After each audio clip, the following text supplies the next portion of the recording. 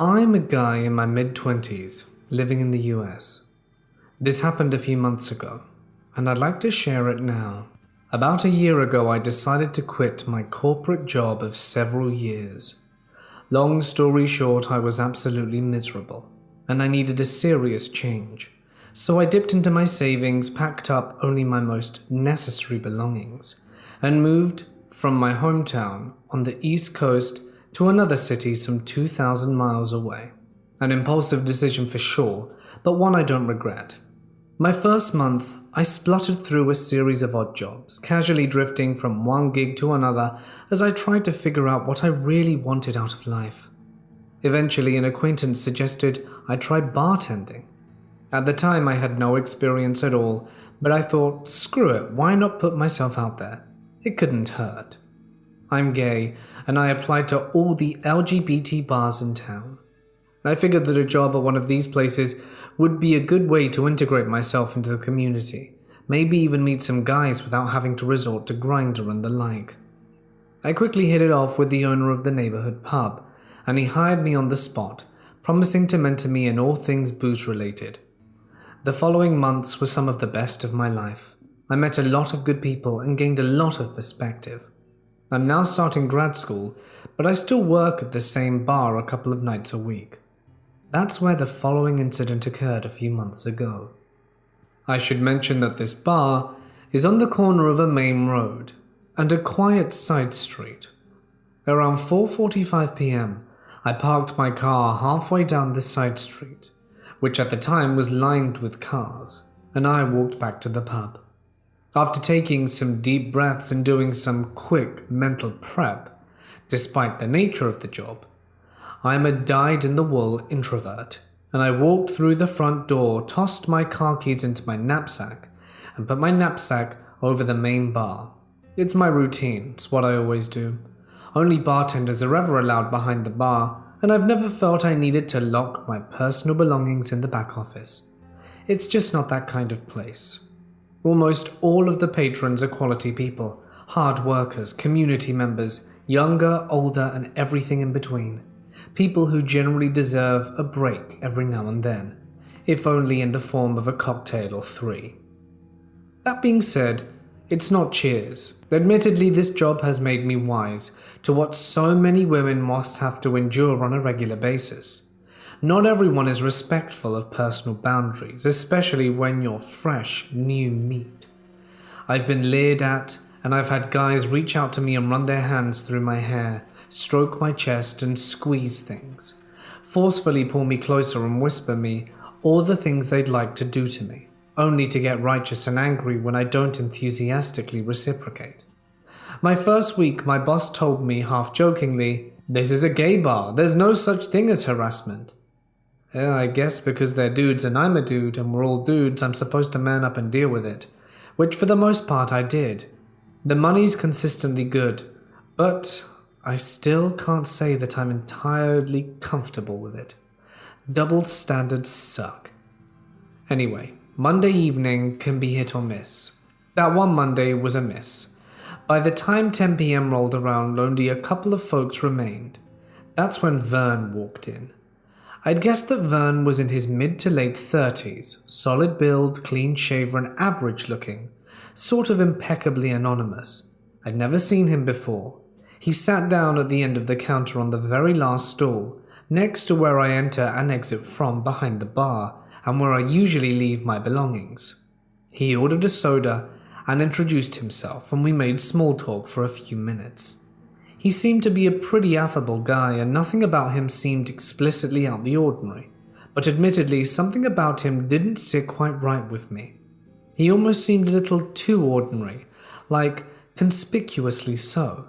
He was dressed up as dressed down, if that makes any sense. It's hard to describe. Think along the lines of someone who might spend an hour trying to style the perfect bedhead. Anyway, at some point the topic got around to video games, which I love, and then for a good 10 minutes we discussed some upcoming releases we were both apparently excited about. Eventually, I had to excuse myself to help another customer, as well as finish a couple of other tasks that still need doing. But Vern said it was no big deal, and of course I needed to do my job. Cool, no problem. As I walked around the pub cleaning this and that, I couldn't help but notice that whenever I happened to look in Vern's direction, he was already staring at me. This is something I've gotten used to as a bartender, but again, something in particular just didn't sit quite right. Sometimes he would look away, but most of the time he wouldn't give me any tiny impenetrable smile. This went on for a while, nearly 2 hours. I'd walk up to him occasionally, ask him if he needed anything, and we'd have a brief exchange and I'd go back to my other duties. He just kept on staring, so on and so on. In all that time, he only ordered one more soda, and he didn't talk to anyone else. He had his smartphone on the counter in front of him, but I never saw him once look at it. As I said before, I've experienced worse, so I figured that he was probably socially awkward or maybe just lonely. Whatever he wasn't particularly subtle. By midnight, Vern was the only person sitting at the bar. There were 2 guys playing pool in the back room and out of sight, and a few guys smoking on the patio. But Vern and I were the only ones in the main room. In that sort of situation, I'd feel rude to not chat up the only person left in the vicinity. It's part of my job to make people feel welcome after all. But despite it being a super slow night, I felt drained and just couldn't find the energy to strike up a genuine conversation with someone who was making me feel like I was on full display. I figured it would be a good time to go to the storeroom and grab a few cases of beer that I had to restock soon anyway. I excused myself and told Vern I was going to the office and would be right back. When I made it inside the office, I immediately felt a sense of relief, like I'd finally made it backstage after a gruelingly long performance. It took me about 30 seconds to grab the stuff I needed, but I decided to sit down and mess around on my phone for a few minutes, enjoying my solitude. I stayed there until I felt like I'd been away from my post for a bit too long, at which point I headed upstairs to the bar. To my surprise, Vern was gone by the time I got back, and there was a $20 bill under his glass. I felt suddenly guilty, not because I just made money off him, though of course that was appreciated, but because maybe he really was just some closeted dude who didn't know how to interact with other guys. And maybe the money was his only reliable way of expressing gratitude for the company. Maybe I had misread the cues and was projecting my own insecurities onto his admittedly awkward behavior. In any case, he was gone now, and I still had more to do, so I placed the cash in my tip jar and mentally thanked him for it, and I began going about my tasks for the rest of the shift and quickly put Vern out my head. A few hours later, around 1 a.m., I escorted the final stragglers outside and closed the front door. I work alone on Monday nights, so it usually takes me a little less than an hour to finish my tasks after closing. As per usual, I put on some chill music and went on autopilot. At 2 a.m., everything was done, and after turning off the last few lights, I grabbed my knapsack, set the alarm and headed out the front door, which locks on its own.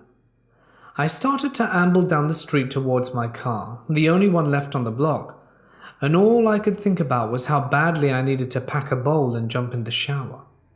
When I reached the back door of my car, I absent-mindedly yanked it open and threw my knapsack in the back seat, slamming the door closed, and stepped up to the driver's side door and pulled the handle and climbed inside.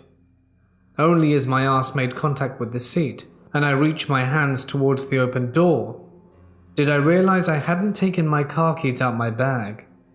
I never actually unlocked my car. A wave rolled over me like I had jumped into the ocean and saw something in the periphery of my vision, and I kid you not, he was there just sitting in my passenger seat. I'm not ashamed to admit that I screamed. The driver's side door was still wide open, but I couldn't move. I just stared at him, dumbfounded. "Sorry, I didn't mean to scare you," Vern said. I didn't immediately respond, so he quickly followed up with, "I thought we could hang out. Maybe play some games together." Then, like it was nothing, he handed me my car keys, which he had obviously stolen out my bag during those minutes I was in the office, and apologized again, presumably for having my keys in the first place. Then he offhandedly gave me an address and said that he didn't live far and if I was interested. I'd like to say that I was this close to grabbing him by the collar and beating the crap out of him, but something in my gut urged me strongly to play along and pretend like this situation wasn't completely insane. The street was deserted. I had no idea if he was armed and how unhinged he was. There were too many variables. "No worries, man," I said, like he was an old childhood friend who'd just flown into town to surprise me on my birthday. "Just wasn't expecting to see you." I had no idea what I should say. It might have been a stupid decision on my part, and there were probably 1,001 things I should have done instead. But I tried to genuinely meet him halfway and just be as gracious as possible, as calm as possible. "That sounds cool, but it's a long night for me, and I'm really tired. Can we rain check?" A few silent moments passed, but I supposed I sounded genuine enough because he crossed his arms and simply said, "Okay." I asked him if he had his car parked nearby and he said no. I didn't press the issue further, and I told him outright that I'd be happy to drop him off at his place, at which point we could trade numbers and make plans in the morning after I'd gotten some sleep. Somehow, appeasement seemed safer than flat-out confrontation or running away. I didn't want to offend him or make him feel like he was in the wrong. I had no idea what he was capable of, whether he was actually malevolent or just an alien from another social dimension. He quietly agreed to the ride, and it was the longest 10 minutes of my life. On the way, I asked him about how his day went, which games he liked, and other random stuff. I mentioned multiple times that I was really glad to meet another gamer, and that it'd be fun to share the hobby with someone else. Just basically whatever it took to keep the conversation light and flowing. But he didn't say much aside from occasionally directing me to turn left or right, and whatever he did say had a sort of petulant tone to it. I felt like I was driving home a psychotic toddler who had just refused McDonald's. He looked out the passenger window the entire ride. Occasionally I would glance over to him, but mostly I tried to keep my eyes forward because I found that focusing on the road made me feel more centered. Of course, a part of me now wishes I had acted more assertively, whipping around a sharp turnaround and sending him flying effortlessly out the window. You know, something badass. But being friendly and accommodating was really the only thing that seemed to be appropriate at the time. My grandfather says, kill him with kindness, and I disagree. That's always the correct solution. But it's what I did that night, and it worked. I considered driving directly to a police station, but I wasn't terribly familiar with the neighborhood, and I didn't want to rile him up by taking out my phone. Before long, we arrived. The destination was a small park in a suburb that I'd only driven through a few times. He said he'd walk the rest of the way, and at his request, I brought the car to a stop on the corner. There was a short, somewhat terrifying lull before either of us said anything or made any sort of move. I offered to put my number in his phone, but he refused and simply said thanks and got out the car. As soon as he closed the door, I hightailed it down the street and drove aimlessly for about a mile before I pulled over and just idled on the side of a main road. I sat in silence for a few moments and then called my boss, who at this point is a good friend. Honestly, I didn't care it was after 2 a.m. He answered after a few rings and I quickly regurgitated everything that had happened. He was a good sport about it and didn't just play it off for laughs, instead expressing legitimate concern. We had a mandatory staff meeting in the morning, which everyone was told they needed to be on guard, and how the bar would be installing several cameras for extra security. Thankfully, I haven't seen Vern again since that night, nor have any of the other bartenders. So Vern, let's not meet at my bar or anywhere else. I have bear spray now. This started when I was younger, when we first moved into this house. I never felt comfortable sleeping in my room by myself. I always had my brother in the room or bed with me. I always felt as though something was watching me. It was almost as if someone was pacing around my room, looking for something. So I was sleeping in my mum's bed with her and my brother. but usually during the night, she would go downstairs to have time by herself. I woke up in the middle of the night and asked her to come back up, because I was scared. She told me she would be right up after her show was over, so I waited for her. Then I heard the tub faucet turn on. I was confused and called out to my mum, asking what she was doing. She yelled back that she was downstairs and would be back upstairs soon. That's when I realized that she was nowhere near the upstairs bathroom, and since I was in her room, I was directly across from the bathroom and saw no one go in or out of it. Then, as I reached middle school, I decided that I wanted to be alone in my room, and it would be okay at first, just the usual feeling of a presence there. Then one night I was in middle school and I heard someone knock in heavy work boots, shuffling through papers and walking around in my room. I screamed and pounded on the wall for my mum to come and help me. When she came over, no one was there. Everything was normal, for a teen's room at least. Then that same year during the summer, I was sleeping in. I think it was about 1 p.m. and I was deciding whether or not to go back to sleep or wake up. Well, someone decided for me by grabbing my ankles and not letting go until I pulled them up to my chest, and I prayed in the fetal position for a few minutes to try and figure out what happened to me. I decided that I was definitely at that point not going back to sleep. Cut to a few years later. I'm now in high school and just got into the paranormal. I wanted to learn about it so that I could get an idea of what was happening in my home.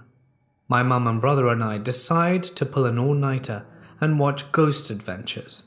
That night turned out to be a blessing in disguise from my mum's point of view. During the commercials, I needed to go to the bathroom, and as I was washing my hands, I heard stuff happening in the back room. The bathroom and back room are connected, and that's where we keep our microwave. I think nothing of it, as I'm not the only one up. It's probably one of them who just left the living room. Half hour or two later, as we're watching Ghost Adventures still, my mum needs to use the restroom. I go back to scare her by banging on the door as she was washing her hands. The sink is by the door, you see. Perfect plan. But not at all. As she was opening the door, we were laughing, completely oblivious to what was happening. The microwave started making a noise as if someone was trying to open it. After watching Ghost Adventures all day up until then, we freaked out. We took the stuff we were able to carry that was in the living room and went to the closest place that was lit up at this hour, which turned out to be Walmart. We saw a police officer there, and my mum said something about getting him to check out the noise we heard, but I wasn't feeling it. I didn't want to go back. So we went to my nanny's house and we found out when we got there at about 3:30 a.m. She lives 20 minutes away from us. So after that I went back to sleeping in my mum's bed with her. Things stayed still for a few years, but as my brother and I got older still, we experienced things that we would go out into the car and talk about and didn't give the spirits any acknowledgement. A few months later, I get over it, go back to being a strong, independent woman, and start sleeping in my own room again. I still felt the presence walking the perimeter of the bed, but I figured out how to get past that feeling from within me.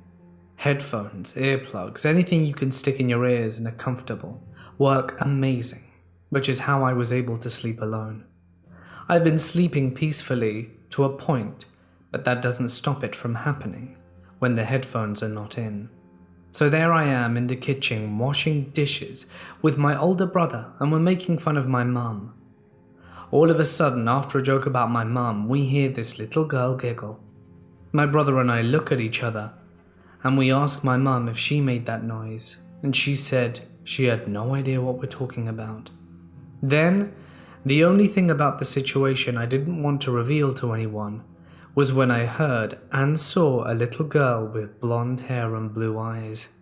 Her hair was in long pigtails with red ribbons, and at the end of the pigtails were curled. She had a blue dress on with daisies on it. I saw her a few times, but no one, I think, will believe me. Lately it's just been a few noises here and there, but more recently my fiancé was over. He wears glasses. He took them off while he's still half asleep and put them on the bedside table and went to the bathroom.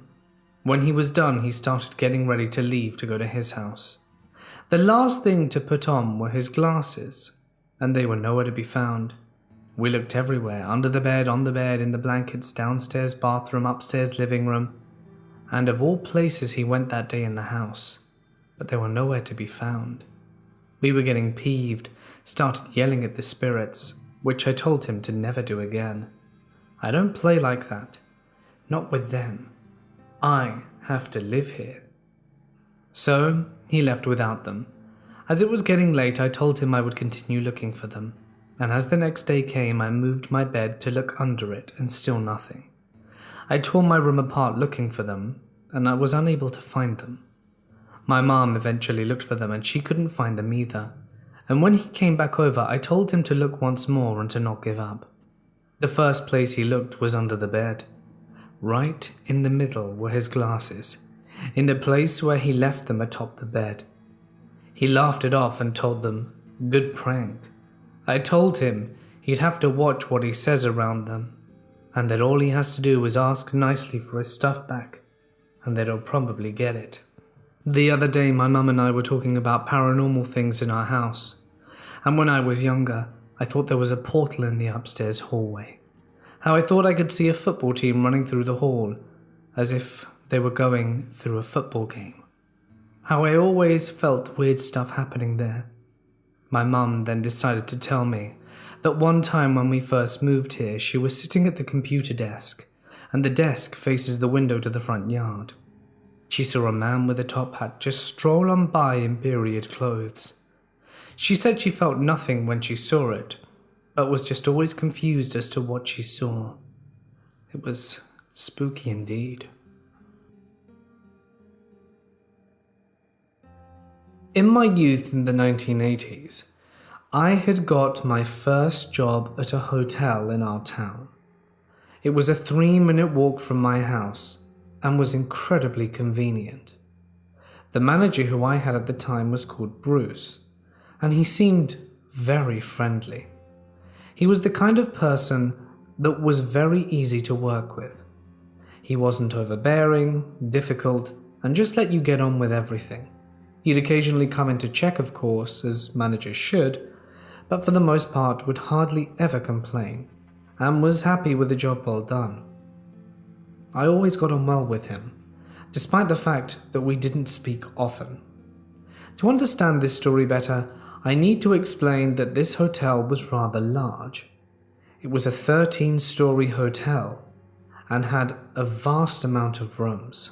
The exact amount I can't remember. Well, this is when things got a bit weird. Bruce came into work one day and started acting a bit funny.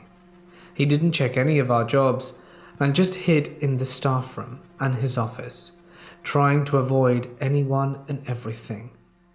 He looked really troubled, and one of our co-workers went in to ask him what was wrong, and he gave them a very jittery response, saying that he just wasn't feeling well, and she asked why he didn't go home. He said it was a great idea, and left. He hadn't come in for a week, he hadn't called any of the other managers, and we were starting to get concerned. When they finally went to his house to see if he was okay, he came out and said he really wasn't feeling good, and that he'd probably be out of work for another few weeks. This was odd, but because everyone liked Bruce, I suppose the managers higher up tolerated it, because when he returned, everything was fine. He was back to his old self, and for the longest time, we just assumed this was a blip. I had been working at the hotel for over a year and a half now, and this weird Bruce incident had kind of been forgotten. When out of nowhere, it resurfaced. He came into work again in a really foul mood and just stayed in his office. After a few days of the same, he confided himself to his house. And as this was now the second time, people were starting to worry if there were some underlying issues underneath the facade of Bruce's bubbly nature and well-to-do character. After another inspection and Bruce coming back to work a few days later, everything seemed to be coming to normal. That is, of course, until the police came by when he wasn't working shift. They brought us a picture of Bruce and asked if he worked here, to which one of our staff team said he did. The police officer looked at them triumphantly and asked a bit more about their shift. He said that Bruce would be in tonight, around 6, and that if he wanted to speak to him, that's when he'd have to come, as he couldn't give out his address. I'm not sure if the police officer asked, but whatever. In any case, I was at work that time, and just as I had come downstairs to replenish some cleaning supplies, did I see Bruce talking with one of the police officers. His face was a ghostly white, super pale, and the most scared I think I'd ever seen him. They told him that he would need to come with them, and he begrudgingly got into the cop car, and we saw him no more. The next day, it came out that Bruce had been doing some shady activities, the likes of which I don't want to mention, but let's just say they were unsavory in nature and quite illegal. He had been caught, but was going to be put to trial. He managed to get out on bail and obviously wasn't going to come back to work. I'm not sure of the formalities of the situation, but I think he was probably fired when everyone found out what he'd done. It was pretty sickening. But that's not where the story ends. I was working, and it was around midnight. I was just preparing to leave when Bruce came in. I look at him, and I say, "Bruce, you're not supposed to be here." He ignores me and goes to the elevator and summons it to the top floor. Now, it's important to note that we had these old-style elevators in the building. He rose to the top floor, sent it down, and then opened the elevator door. He plummeted down the shaft and crashed to the bottom. I never actually heard any of this. The sound must have been quite resonating. But when all the commotion was happening around me, did I go and find out, and someone eventually clocked that something terrible had happened. It wasn't before long that the police and ambulance came, and it was too late. He was gone. Let me tell you, it is no easy thing to retrieve a body from an elevator shaft, especially not when that body is in several pieces. I can't remember how long the elevator was closed off for, but it took a long time and a lot of money to get it working again. We might as well have just put a new one in, I think. In any case, that's not the end of the story. A few years later, I left my job at my hometown, got married, and moved abroad. It wasn't for many, many years that I had a reason to go back to that hotel. My parents were finally selling the old place and moving into a retirement village to live out their golden days that was fairly near to our home in my new country of residence. So I was very excited. Unfortunately, they were gutting a lot of the place in order to make it sellable, as the buyer wanted it completely unfurnished and empty, as they had big plans to remodel it. My parents obliged and were helping with the whole process. So we were all staying at this hotel, which, as I said, was very close to that house. I stayed there about a week, and just before going to bed I heard weird noises coming from the elevator. I thought it was strange. And then one evening, I asked one of the members of the front desk if anything strange had happened in the hotel lately.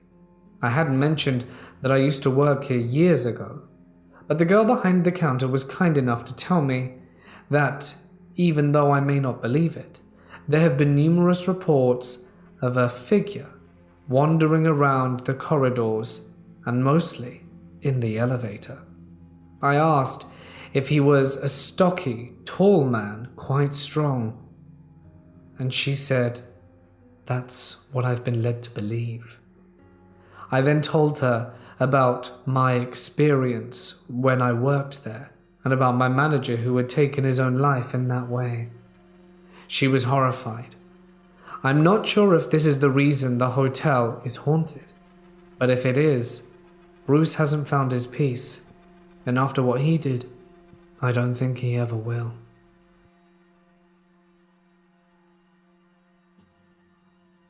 This took place last July. My family rented this nice one-story house in the outskirts of a sea town, and since it was on the side of a huge hill, we got a breathtaking sight of the sea. The house was a bit isolated from the other buildings of the residential area, since it was not directly on the street but surrounded by trees. The master bedroom was quite small, with the king-sized bed at the center of a big closet in front of it. The window directly on the backyard. The backyard, where we hung our clothes to dry, had a ridiculously low and easy-to-climb fence, which went directly into the woods. When my brothers were there, we would climb out of the window and into the woods just to feel like kids again.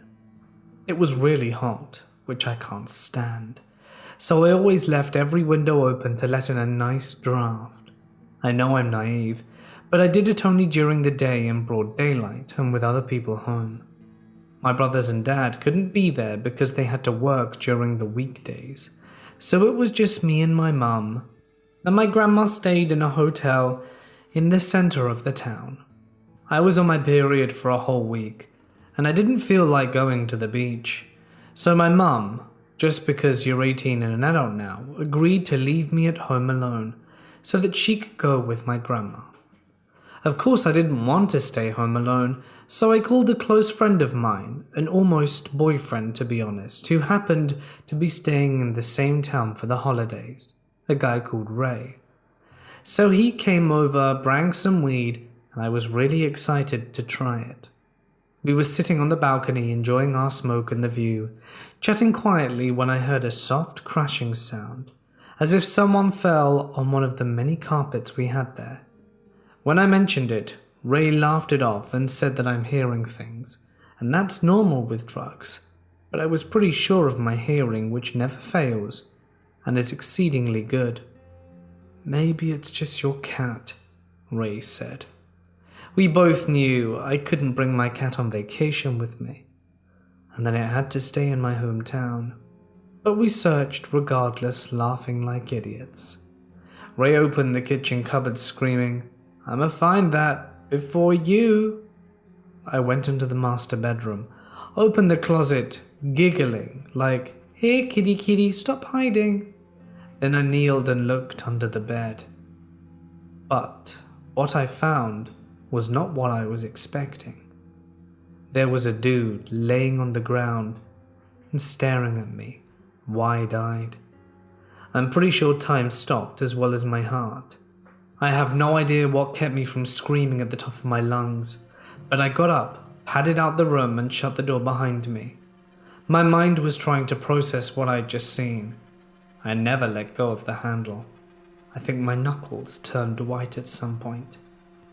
Ray paddled over giggling, but he went dead serious as he looked at me. I told him there was a guy under my mum's bed. He thought I was hallucinating and tried to joke about it, but I grabbed my mum's phone and dialed my mum's number. Later on, he told me he had understood I was serious, only when he saw my hand shaking and my fingers having a hard time dialing. When my mum picked up, I sounded so cold and controlled that it gives me chills whenever I think about it. I told her I was with Ray and that we found an intruder. My mum arrived in 5 minutes, and not much after her, the cops did too. They didn't find anyone, of course. My mum noticed a pair of panties missing from their clothes hanging outside, but other than that, there were no other signs of intrusion.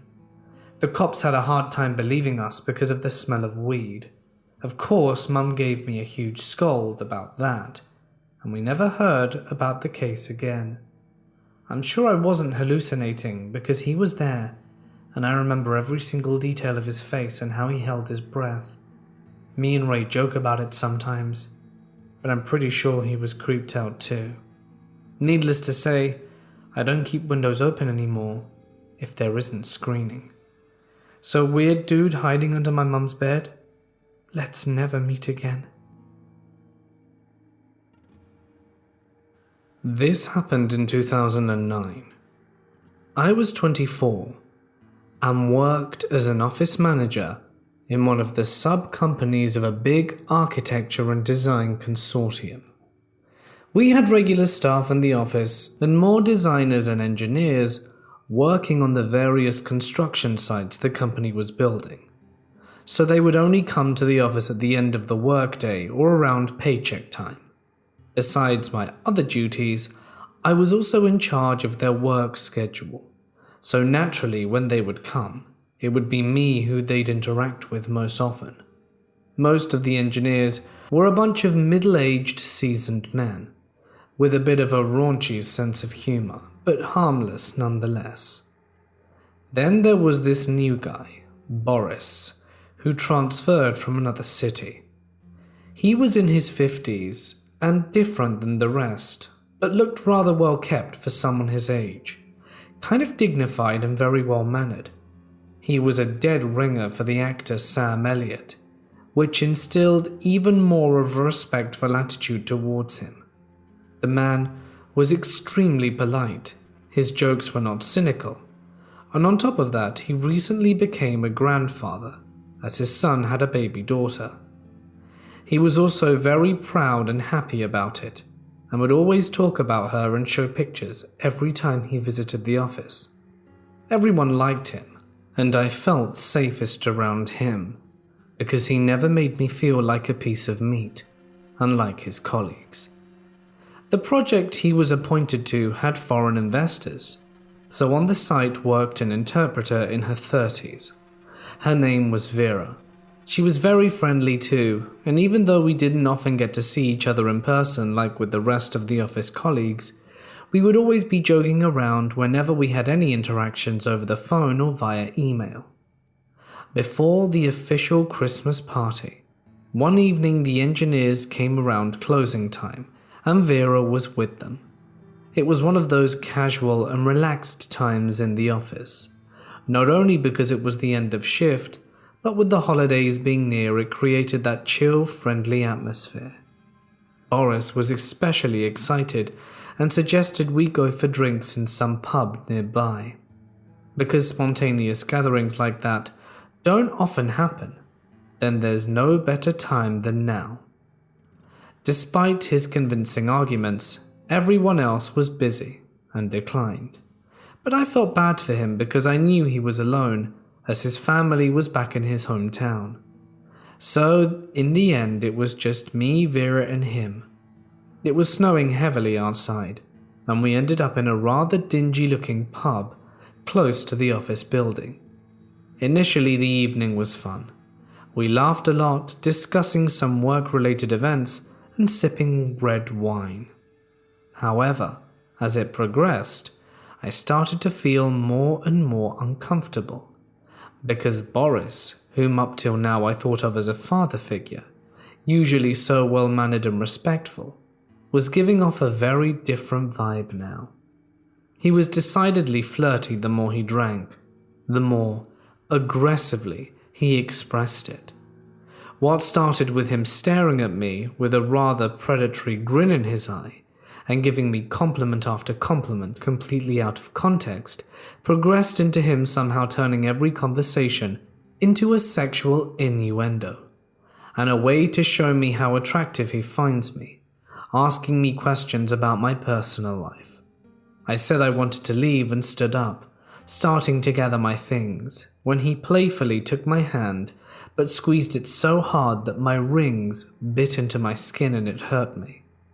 He was trying to convince me to stay, and when it didn't work, they both decided to leave with me. Once we were out and started walking, the Christmas lights, decorations, and the streets bustling with people helped him convince us to go to one more pub just for a while longer, because the night was young, and it was not often that we all got to go out for drinks with colleagues. I should have listened to my gut and refused. But instead I let myself be convinced and agreed with a plastered friendly smile on my face, because back then I was so out of my element in this situation. I didn't really know how to react. I was afraid of direct confrontation and frankly uncomfortable and ashamed. The second pub was even darker than the first. We picked a table on the second floor near the terrace, looking onto the first. There was nobody around. He sat across from me this time, and he had no qualms to openly stare down my chest, even though I remember I was still wearing my work clothes, which are rather conservative. I was biding my time, hoping we could leave soon, and at least calm that I was not alone. Because Vera was there too. Although she was kind of tipsy and giggly and seemed oblivious to my discomfort at his constant hints and innuendos. Then she got up and went to the restroom. Boy, did I cringe hard then. My whole body tensed when he suddenly stood up and sat next to me, put his arm at the back of my chair and told me in a lustful voice, "Come to my place tonight. I want you so badly." I almost dropped my wine glass. I froze, feeling trapped, because I was between the wall and him. I didn't know how to react. I didn't have the guts to be flat out rude to him, so instead, I nervously giggled and said, "Oh, well, I'm flattered, but I can't do that." He seemed to take it as me merely playing hard to get, so he upped the ante and caressed my hair, leaning even closer, whispering to me, "Come, I promise to make you feel incredibly good. I know how to please a beautiful girl like you," and then licked his lips suggestively. I almost puked. I tried to gently push him away from me, but he didn't move until Vera came back from the restroom, in what felt like hours later. But it was probably a mere 5 minutes. When I saw her, I felt both relieved, yet also ashamed because of what she would think when she saw him so intimately close to me in her absence.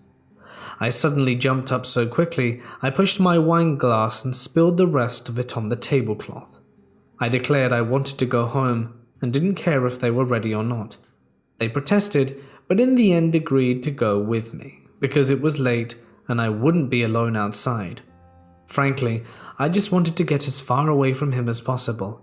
But there he was, acting like nothing happened, helping me with my coat like the perfect gentleman, without me being able to protest, as he was the first to the coat rack. And when I had my coat on, once again he used the moment to lean into my ear from behind and whisper, "Come, please come with me. I'm hard for you all evening," and pressed himself enough for me to feel proof of his words. I started climbing down the stairs, and the chilly winter air felt like a relief. There were no taxis in sight, so I was forced to walk to the bus stop with the two of them, her chattering obliviously on the other side of me, and him constantly pulling at my hand or touching me, trying to get my attention and mouth, "Come with me," secretly, if I looked at him. When we reached the bus stop, the bus that came first was that of Vera, so it meant I would have to remain alone with him. Instead, I decided to catch the bus and then get off at the next stop and call a taxi. He didn't expect me to go with her though, so he made one last attempt to grab my hand and make me stay, but I pulled it away and got on the bus. When the doors closed, I started shaking and felt like crying. I told Vera what happened, but to my dismay she was rather dismissive, saying that he's a good-looking man for his age and I could have had a bit of fun. Then she admitted that he was always talking about me, and all the other engineers at the construction site were aware of his crush on me. They were even teasing him about it. She said that he actually wanted to organize such an evening of going out as a pretext to get me alone at some point and try his luck. I felt disgusted. Even more disgusted when the text messages started. He professed his obsession with me. He was pleading with me to agree to at least meet him one-on-one for drinks, and that he didn't want to scare me.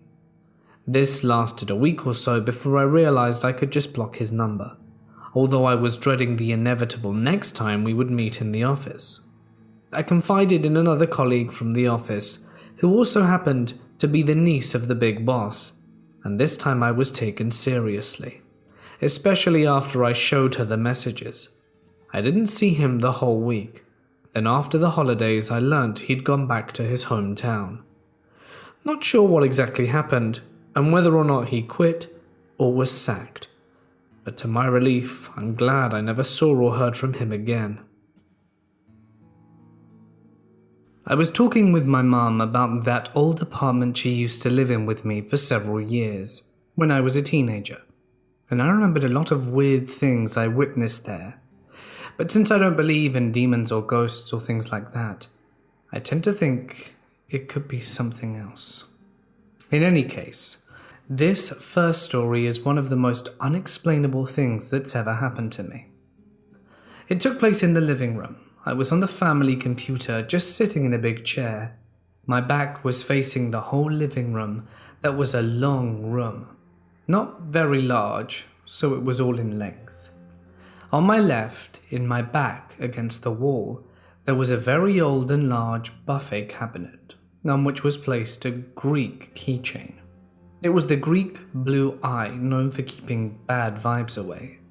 So I was on the computer and suddenly heard a loud noise of something falling off this buffet. I didn't turn around immediately, because I was very surprised. A few seconds later, I heard the object literally crossing the living room on the floor really fast, and then I heard it break against the other wall, the one that was facing the buffet. And as I said, it was pretty far from it, since the living room was very long. I decided to get up and take a look at the object. When I reached it, I saw the eye broken against the wall. The second story is a bit shorter, that took place in my bedroom. My bed was a bunk bed. This night I was sleeping and woke up because my entire bed was shaking really vigorously, and no one was in my room. I even heard all my books progressively falling from the shelves, just like the entire room was shaking, and not only my bed. I remember not being afraid or surprised. I was in a semi-conscious state and was only thinking, I hope it doesn't last too long, because I'm quite tired. I also need to mention that I live in France, and earthquakes are extremely rare, not to mention more so in my region. There's no train stations nearby, no metro underneath, so any reason for the ground shaking is very unlikely. The next morning I woke up and immediately noticed the books on the floor, and at that moment I knew it wasn't a dream. I told my mum about it, and she told me that it happened to me with my nightstand. I woke up the other night because it was shaking, and when I touched it, it stopped, and as soon as I removed my hand, it started shaking again. And she even mentioned that she remembered not being afraid or thinking it was unusual, before I even told her how I felt when this happened. So we basically had the exact same experience in different rooms. This final story also takes place in my bedroom. I was sleeping in a bunk bed. Under it was a cozy space with lots of pillows and a blanket on the floor. I was trying to sleep, but suddenly I heard something. I had left my PC on the blanket under my bed. The Windows session was closed, but the computer was still open, and I heard someone typing on the keyboard, and the Windows session opened. I started asking myself why my mum would be in my room in the middle of the night, and what on earth would she be doing on my PC? So I look under the bed from above, and there's no one. I would have heard if someone had opened the door. I decide to go down to see what's happening, and when I saw the PC screen, I noticed a random website was loading, but I didn't wait until it fully had loaded. I didn't even look at the name or anything. I just closed it and went back to bed. That's when I told my mum the next morning, and she asked, "What's the website?" I realized at that moment that I never checked, and now when I share this story, everyone wants to know. I feel silly for not looking. This happened roughly 3 years ago. when I was working for a small non-profit for mental health in Little Rock. I no longer work there, so I feel more comfortable sharing this, and honestly, sharing this was quite cathartic, so here it goes. Our organization is statewide, but our HQ was quite small. At the time, there were only 3 of us working at that office. When this all went down, only my boss and I were in. We were already quite stressed out, because we had learned just days earlier that a recently fired board member had been stalking my boss. She doesn't get scared easily, as our job had us interacting with people who have done some seriously disturbing things, but this sufficiently creeped her out, so I was hyperprotective, definitely to a fault. Luckily, I had my work cut out for me, as the whole building and complex had cameras at every angle that our landlord checked regularly. It was around 2 in the afternoon, and the day had slowed down considerably. I took the opportunity to clean my office, since I could never keep it organized for long.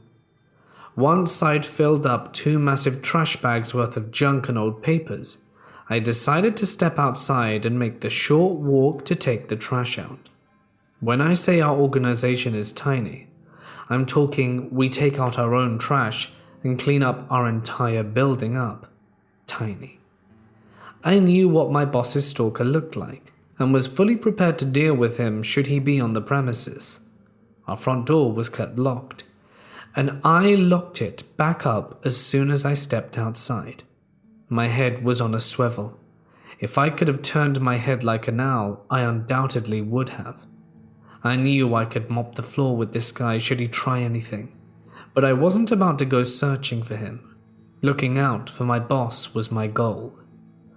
On the way back to the office, I was happy to see only employees from the other offices outside.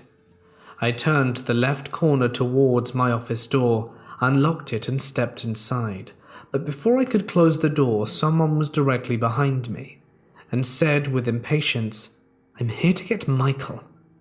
"Where's Michael?" He said it so fast I didn't immediately register what he'd just said. I'd actually jumped out in shock. How the hell did the man get behind me so quickly? All the cars in the parking lot were our cars, and my spidey senses were flaring up. I'm 6 foot tall, and this man was right up there with me in height. He looked super thin, which is a lot coming from me, but he looked intense, frustrated. It was the beginning of fall, and he had a big jacket on, and a do-rag, clothing one rarely wears when it's still 80 degrees outside.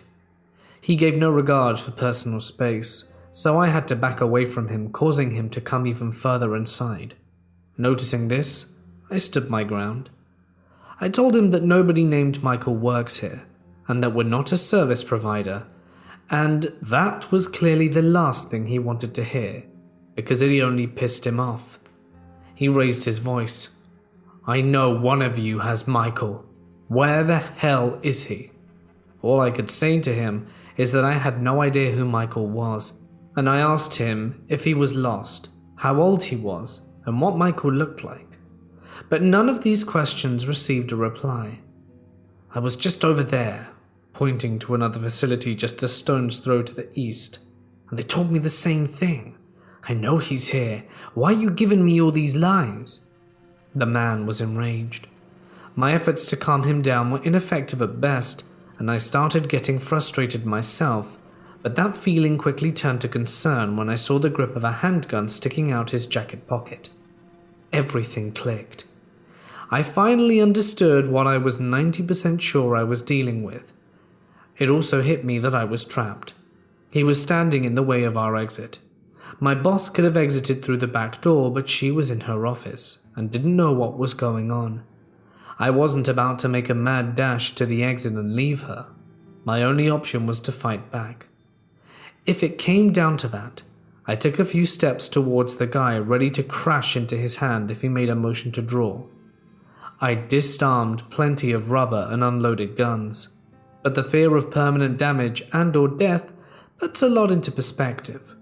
Finally, my boss stepped out of her office to see what was going on. I honestly don't remember what the man was shouting after I saw the gun, but he had not calmed down, and I was too laser focused on his right arm. My boss was met with the same responses and roadblocks I'd gotten regarding this Michael fellow. Despite all the stuff that had been going on with her former board member stalking her, and whether or not she'd seen the gun too, my boss made the ballsiest decision I think I've ever seen. To say I'm thankful we were in sync to make this work is putting it mildly.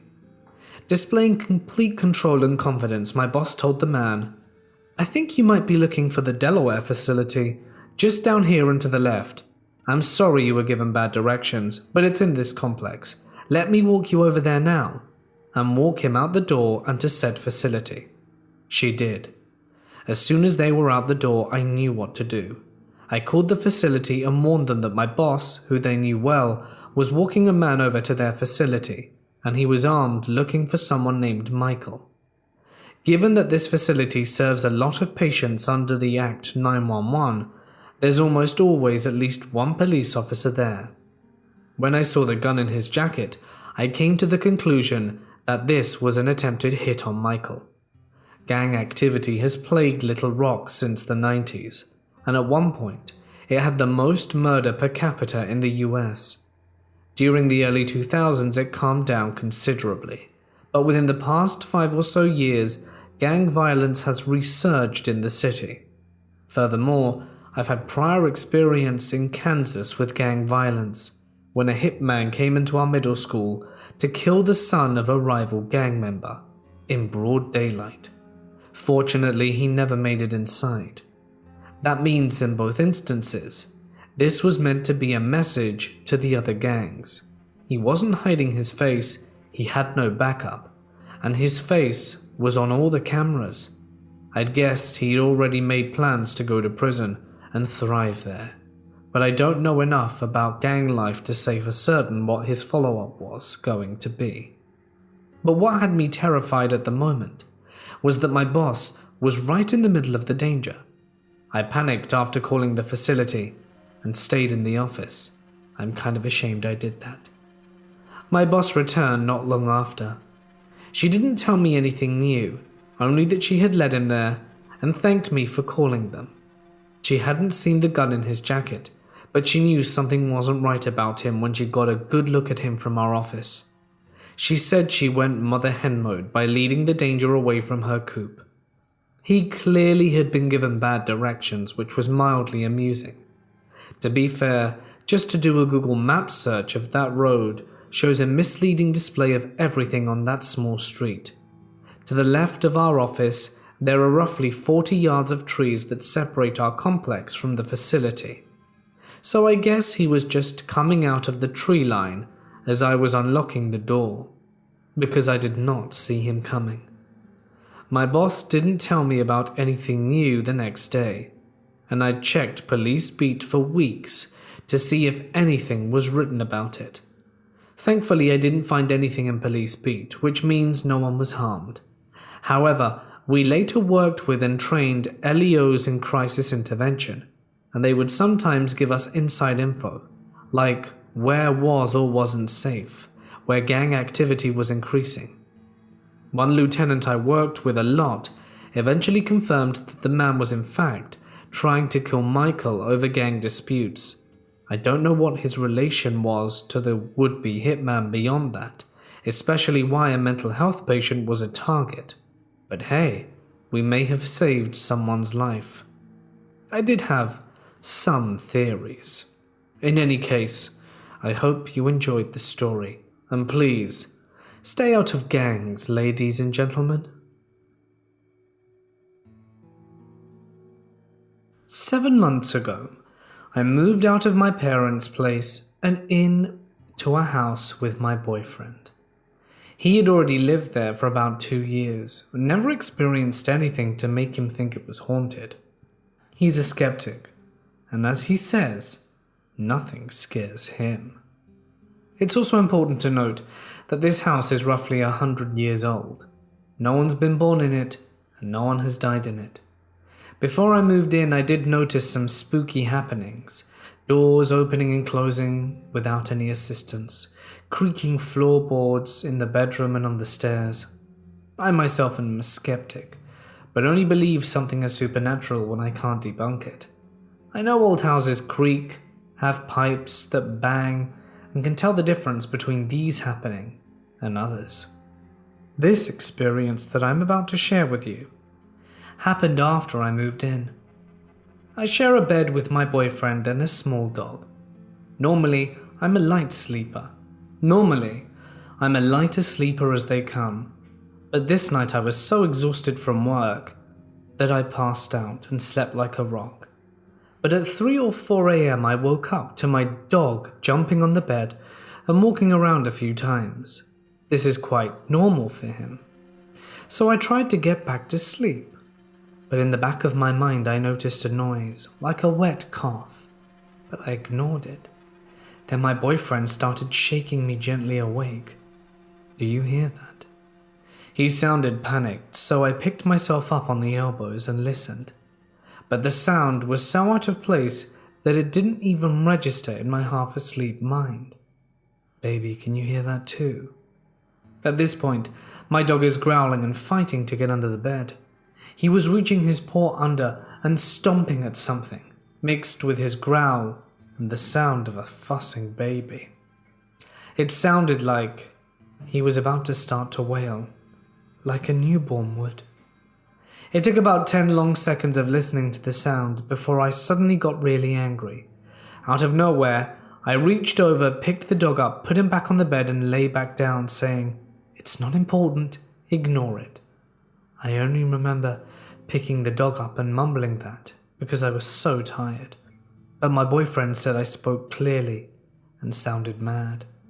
I passed out again almost immediately. But both my dog and boyfriend stayed up for the rest of the night, listening for the sound that stopped once I fell back asleep. When I woke up, it was as if I blinked and sleep was over. There were no dreams at all. My boyfriend doesn't want to talk about it anymore because it freaked him out too much. We know for a fact that our neighbors don't have any children, and there was no TV on, no phones, no laptops, or anything to make that noise. And there's nothing under the bed. We checked in the morning. I'm almost 30 and am female, and have been told I look 16 to 18 depending on the outfit. I have an anxiety disorder, and additionally I have issues picking up social cues, so sometimes I misunderstand things or get paranoid about things that are really innocent. So I've learned to question my thoughts. I've been working in the food service industry for a few years, and in particular about 2 years at the place I'm in now. This incident happened a year ago. I had just started working some late night shifts, and we hired a new manager, Peter. He was a foot or so taller than me, skinny with dark eyes and large glasses. He wasn't physically imposing, but still made me nervous because he was new. There are reasons new males put me on edge, but that is a story for another day. After a few days, I noticed some odd things about him. Whenever I worked the counter, he would stand so close behind me that I could feel the cloth of his shirt brush my back, because he was looking over my shoulder. I worked here before he did, and had for at least a year, so it bugged me.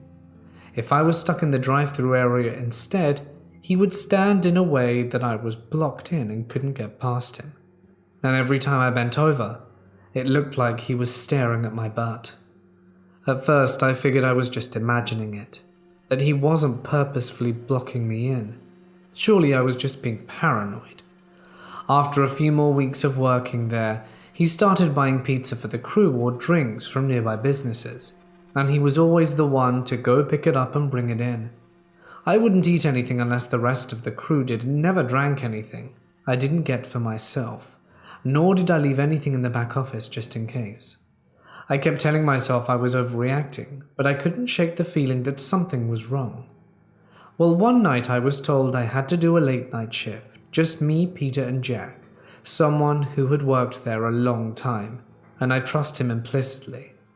Before the others left, I asked Jack to please keep an eye on Peter because he scared me. That night, Peter asked me to clean the bathrooms, and I had no choice but to agree. To illustrate the layout of the building, in order to get to the bathrooms from the main office, you go to the kitchen, around the corner, through a doorway into the entryway, and from there you open the men's room door, and from there is a back wall stall with the door that I was in. So I'm there in the main men's stall, and Jack is in the kitchen, as far as I know, with Peter in the office. As my back is turned, I hear the propped open men's room door shut. I turn around, blocking my exit to the men's stall, and there's Peter. Immediately I panic because that means 3 closed doors between me and Jack. Peter holds up a pair of drive-through headgear and makes a comment like, "So I found these new ones in the office. You want to use them? I probably shouldn't give them to you, but I like you, so I figured why not." I declined, and honestly I was shaking out my shoes. Innocent as the dialogue was, he was looking at me up and down the whole time, and it just felt creepy. He stood there about a foot away and just stared at me, not saying anything. And after a minute or so, Jack came in and said there was a phone call, and Peter had to come and get it. Naturally, I booked it out that bathroom and stuck myself to Jack, explaining that I was really scared and felt uncomfortable with the way Peter looked at me, and the odd way he was behaving. Well, to me it was odd anyway, but again, I felt like I was probably paranoid. He told me he wouldn't let me out of his sight for the rest of the night, and he kept good on his word. A few hours later, Peter says he's grabbing a pizza and some soda from the place I mentioned earlier. When he came back, he called me to the back office and offered me a glass of soda, pre-poured, and I respectfully declined, thinking to myself that I was being stupidly over-paranoid. But then again, why did he always bring soda when we had 100 kinds on premises? He asked me another 2 to 3 times if I was sure, and I again declined. Jack right beside me. Then Peter asked me if I had a boyfriend. I did, but lied and said fiancé, because I figured it would maybe dissuade any potential flirting. Fiancé? Aren't you a little young for that? I don't know why I told him my age. He just kind of sat there and looked me up and down really slowly, and he said, "Oh, I thought you were 16 or 17. From there, he left me pretty much alone. About 3 days later, he was arrested because the place he worked before, he had apparently inappropriately touched an underage female co-worker and threatened them and told them he was a cop and so on, and would arrest them if he ever told anyone. He was eventually transferred from where we worked, and we were never told anything until his arrest. He's come by twice since then, even though he's not allowed on property because we have minors on site. I'm still freaked out, especially because the last time he came around, it was the drive-thru where I was standing. So Peter, let's not meet again." This happened sometime in 2013. I must have been around 19. I had my room in the basement in my dad's house. It was late, and I lay there in my bed in complete darkness. I needed to sleep because I had school the day after, but as usual, I felt too energetic for sleep, so I laid there for a while when I suddenly heard something. I opened my eyes, but like I said, it was completely dark. Then I heard it again, a scratching noise. It went on, getting more and more intense, and I quickly realized the sound came from under my bed. My eyes were widened, and a panic started spreading through my entire body. Did I leave one of the cats in here before I went to sleep? I thought. Then I started feeling it. Something scratched and punched at the mattress from underneath. I could feel it across my back. I didn't know what to do. I was in total shock, and after I had been lying there for at least half a minute without the scratching having stopped, my fear eventually turned to rage. I threw myself out of bed, turned on the lights, threw myself on the floor, looked under the bed and screamed, "What do you want from me?" Nothing was there. I looked around the room, and there was no one in it except me. A friend of mine moved into our house a few months after this. She hired a room from us on the top floor, and after she'd been there for 3 nights, she told me she had the most crazy experience ever. She was going to sleep the night before, and I could almost feel my skin turn pale as she told the story of the exact same thing that happened to me. The scratching, punches against the mattress. I knew for sure I'd never told her about my paranormal experience. We were both very freaked out when I told her the exact same thing happened to me, 2 floors down, months before. I was working at a fabric and craft store when I encountered a neckbeard. The first time we met, he was needing help getting something off a shelf and wandered to my side of the store, the fabric side. Of course, I go and help him, and it's customary to ask, "What are you working on?" He tells me he makes what I can only describe as nerd stuff and sells at conventions. I tell him that's super cool and that I'm a cosplayer myself and have attended many conventions. He thanks me and goes on his way. The next week he shows up on the same day and comes right over to me. We aren't busy, so we strike up a conversation about cosplaying, and he asks if I could help him with one he wanted to work on. I ask to see a picture, and it's essentially a muscle suit with a loincloth. Immediately after showing me, he jumps into, "I can't pull it off though, I'm too fat to pull it off."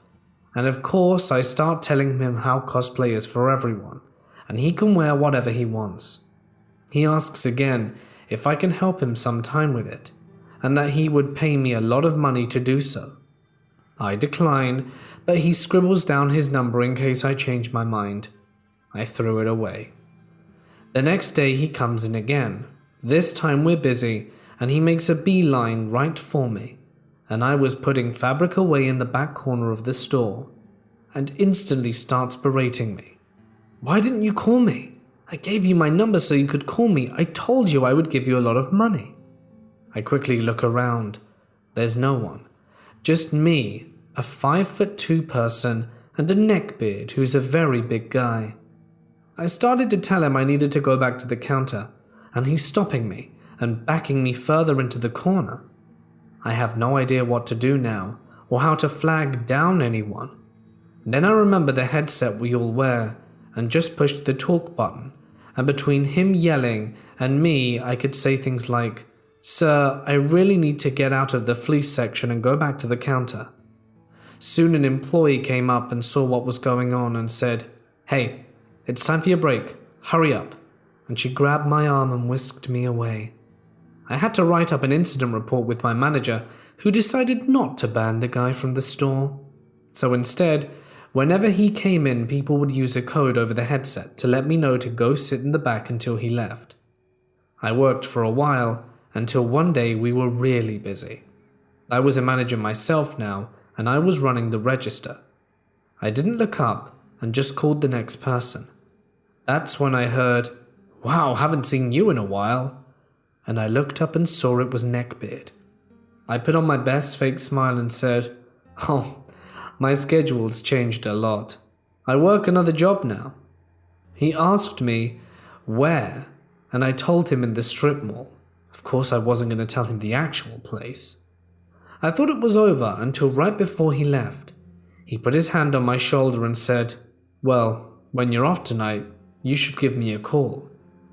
I had to be walked to my car after my shift, and I switched to overnights, so I never saw him again. I still live in fear I'll see him at a convention sometime, and worry what I'll do if that happens. This happened to me and my older sister when I was about 14. My dad was getting married in an old historic mansion in my hometown. The Mayo brothers briefly lived in the mansion and worked on elderly patients for the Mayo Clinic there. The city decided to preserve the mansion and keep it decorated historically. There have been long rumors that the mansion is haunted, and it's just old and huge and creepy. The wedding ceremony and reception took place outside, and most guests never even went into the mansion. Only the wedding party, my dad, my stepmom, my sister, my grandmother and I were allowed to go upstairs inside the mansion. We used the bedrooms to change and do our hair and makeup, and my older sister and I got a room with 2 twin beds in that we got ready in. We kept our belongings in that room too. After the ceremony, we put both of our bouquets down on a bed in the room and went downstairs. Later, we wanted a family photo, and the photographer told me and my sister to go get our bouquets. We went upstairs to the bedroom and looked for them, but they were nowhere to be found. We looked in our dad and stepmom's room, downstairs, everywhere. Finally, in a hapless last effort, I dropped to my hands and knees and looked under the twin beds. They were there, one under each bed, lying vertically in line with the beds. We have no idea how they could have gotten there. No one else went upstairs during that time, and the only person we even slightly suspected was my little cousin. But he absolutely denies this to this day, and I know he would have taken credit for it by now. And he didn't even go upstairs. The area was even sectioned off. I still get chills thinking about this. If my sister and dad weren't there as witnesses, I wouldn't even believe my own eyes. Could it have been a paranormal wedding guest? I'm 30 years old, and I've worked as a special education teacher in an elementary school. I've been there about 10 years and have always gotten along with my co-workers, save a few minor incidents, of course. I am a very friendly person at work. I try to participate in all social events and be friendly to all the new workers we get. That's why I was so kind to Muhammad. Muhammad was 24 and moved here to North America from the Middle East about 2 to 3 years ago. He claimed to be a psychologist, but was now working in my field. Whether or not he is one, I don't know. So for the last year and a bit, we had been friendly. However, in the last few months, Muhammad became very clingy, constantly asking questions about my boyfriend, complimenting me, texting me, and updating me about his everyday. Out of respect for my boyfriend, who he knew about and would constantly bring up in conversation, and my general disinterest in him when I started putting distance between us, telling him I didn't like compliments when he would endlessly compliment me, less talking, not texting him back, etc. On the week before our spring vacation, he took it another level, making comments that my boyfriend doesn't love me because he took more than a minute to reply, saying I should join him on a vacation to Miami, just the two of us, blowing up my phone to the point I had to block him. All of this I could handle, until the day he really pushed me. By following me at the heels all day, when I wasn't in his line of sight, he would demand loudly where I'd gone, screaming my name out when he saw me walking in the opposite direction to ask where I was going. I have panic disorder, as well as bad anxiety. As this continued throughout the day, with a few people questioning his behavior, I began to feel a panic attack coming on. So I asked to leave early. He spent the whole week we're on vacation, constantly messaging and calling me from different numbers. I blocked them all as they came in, and since our return I haven't even said a word to him. It's been roughly 3 weeks. Now he just complains to everyone how horribly I treated him, and stares at me whenever I'm in his line of sight. I don't know if I overreacted or not, but at this point I don't care what my co-workers think of me. Muhammad, you were a good friend, but you're being a creep now, and I don't want to meet again. To this day, I can't explain what happened this night. It was roughly 11 p.m. I was winding down for the night, and I did my normal nightly routine, which included using the restroom and leaving a light on in the bathroom. I do this so that I can see better when going to the bathroom in the middle of the night. I climbed into my bed and prepared to go to sleep, but not even 3 minutes into laying down and closing my eyes, I hear the very clear voice of a woman whisper in my ear, "I'm here." At this point, I shot up out of bed, but before I could do anything else, I heard footsteps walking up to my door and stopping right outside of it. Now, this could have just been a random noise, but what was worse is that I could see the shadow of 2 feet standing just on the other side of my door due to the light coming from the bathroom. At this point, I could barely move from the seated position I was in on my bed. After about 5 minutes, I decided to turn on my TV so that I had some background noise.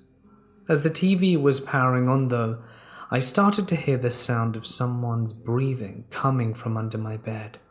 And I knew it wasn't me, because I could hear it, even when I held my own breath. At this point, I was in absolute fear and could barely move from my bed, and I stayed that way for another 2 or so hours. I don't remember why exactly, but at some point I needed to get out of bed and grab something, but I still occasionally was hearing breathing from under the bed. I felt better getting up, knowing that I had a knife on my bedstand and could defend myself if needed. So I got out of bed and decided to look underneath. I grabbed a flashlight and my knife and looked. To my shock, there was nothing. This cleared up a bit of horror for me that I was feeling, but there were still feet on the other side of the door. So I built up the courage and opened the door. And yet again, there was nothing there. Even after clearing this up, I still didn't sleep that night. To this day, I can't fathom what happened. I don't know how to explain it, if there even is an explanation. If any of you have any idea what this could have been, please let me know. I'm a 20-year-old female, and 4 years ago I was a high school senior, working at Chick-fil-A, and I was also ridiculously stupid and naive. So about 4 years ago I started my very first job, and for some reason my last name and first name were on my name tag.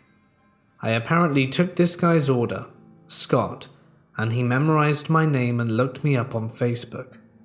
I very stupidly added him, because it said he went to my high school at the time.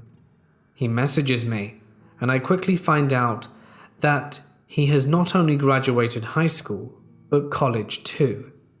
Now at the time, I was like, oh, this isn't weird. But now that I'm actually in college, I find it very strange that a 22-year-old was hitting on a 16-year-old. We were talking and he tries to take me out on a date to an orchestra concert that's over an hour away from where I live. I was at least smart enough to reject this idea. For the next few weeks he keeps messaging me, and I kept replying for a bit, and he started asking personal questions about my age, sexuality and other stuff. But usually our conversations were very platonic. He still always comments on my looks and how attractive he found me.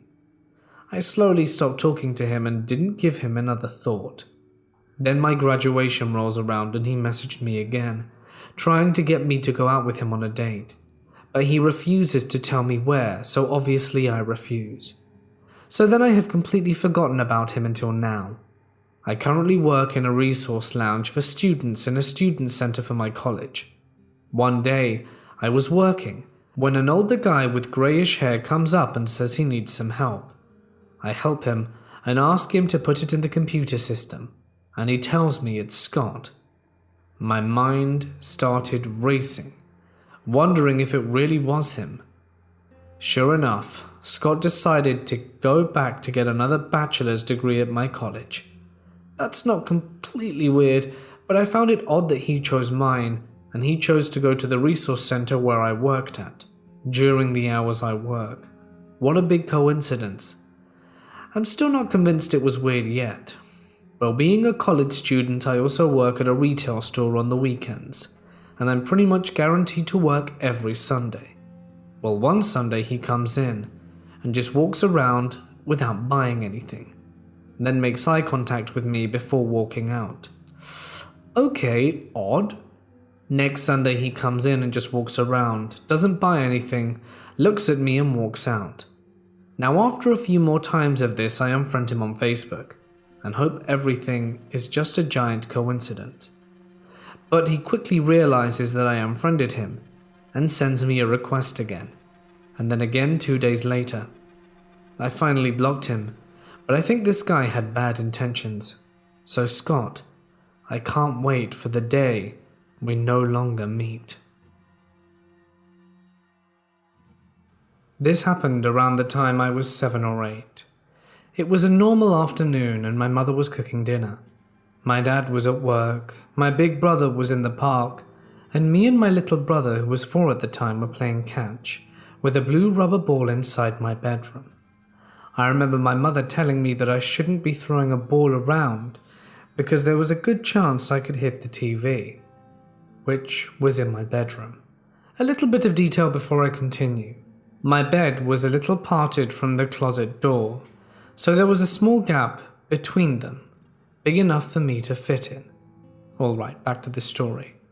Me and my brother were playing catch when he threw it into the gap, and instead of the ball rolling under the bed, it just stood there perfectly.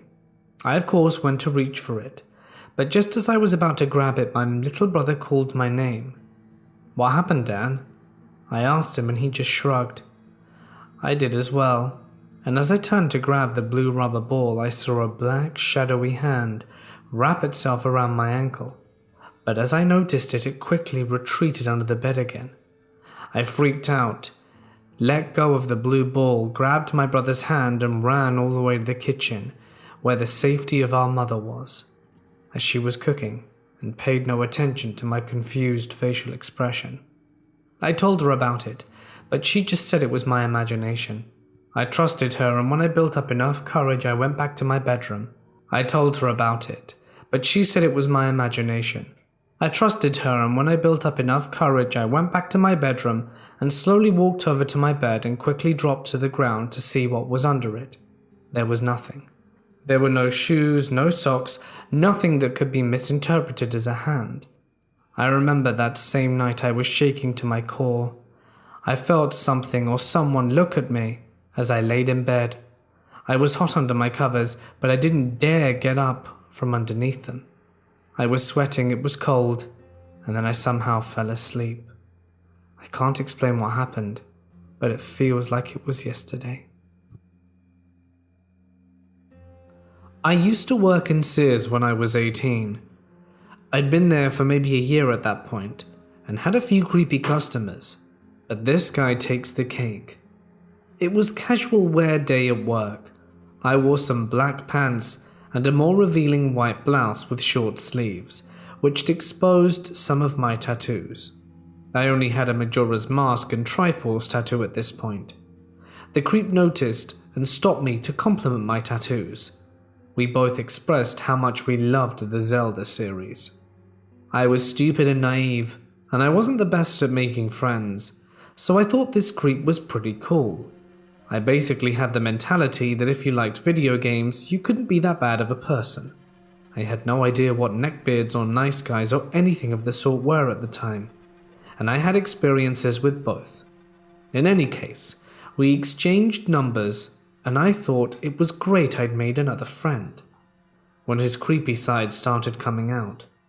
If I didn't message him back fast enough, he would joke that I was busy sleeping around or didn't have time for him, or joke that he could cut himself if I didn't reply. One night he texted me saying he wished he could kill his soon-to-be ex-girlfriend. That freaked me out, so I blocked him immediately. The next day he came to my workplace and demanded that I unblock him and make it up to him or else. I told him no, that I owe him nothing, and he left, and I thought that was it and that we were done. I let my other co-workers know about the situation and told them not to let him near me. He came back, pushed past my co-workers into our back room, where he found me stocking the shoes. He pushed me and demanded again that I make it up to him, or I'll end up just like his ex-girlfriend or worse. I screamed and my co-workers had gotten security. I was in tears as he was dragged away, and had to continue working after I settled down. The creep wasn't finished. The Sears I worked at had 2 levels, all the basic Sears stuff upstairs, and downstairs was the mailing and discount items.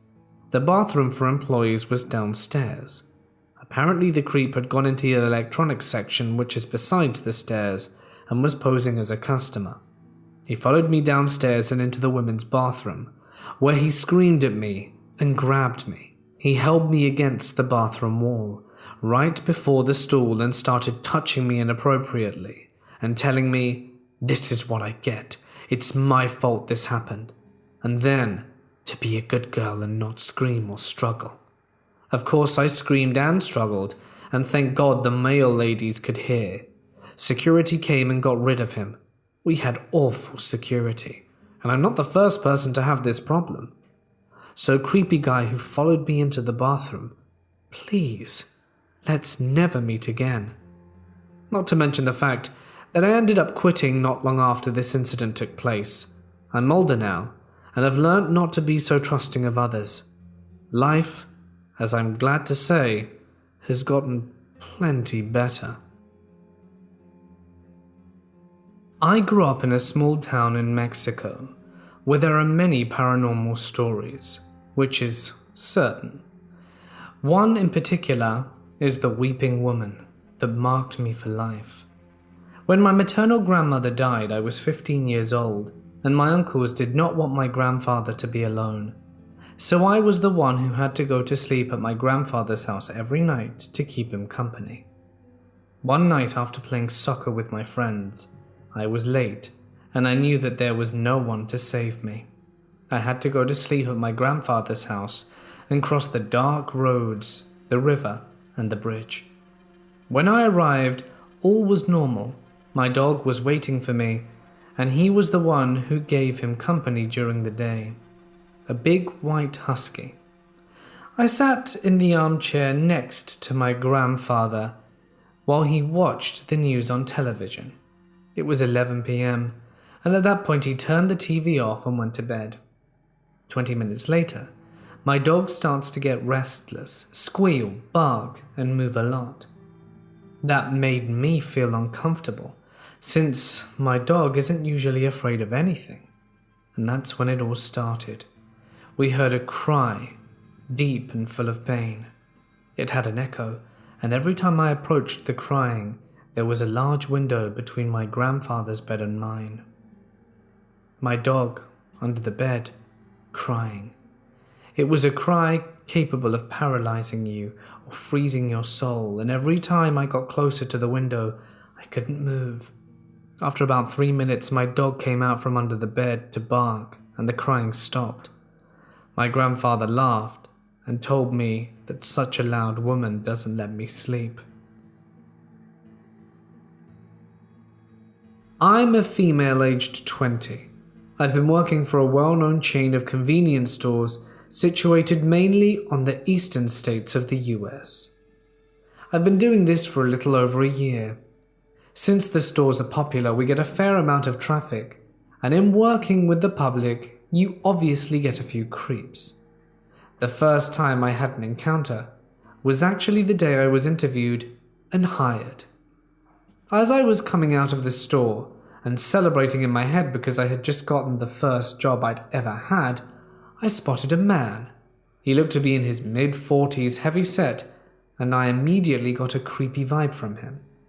As I was waiting for my ride, he was staring and eventually spoke to me. "Do you have a boyfriend?" "No," I stupidly replied. "Well, do you want one?" While smiling at me, as if I were a meal and he was starving. I was about to book it back to the store when my ride finally pulled up, and I practically threw myself into the car and told them to floor it. My second encounter when I was actually working, and was quite recent, perhaps a month or two ago. At this point I've been working for over a year and have a pretty good handle on how to deal with customers. I've been hit on before, asked out, had guys persistently asked for my number, so I'm no stranger to saying, "No thank you." But this guy took it to a new level.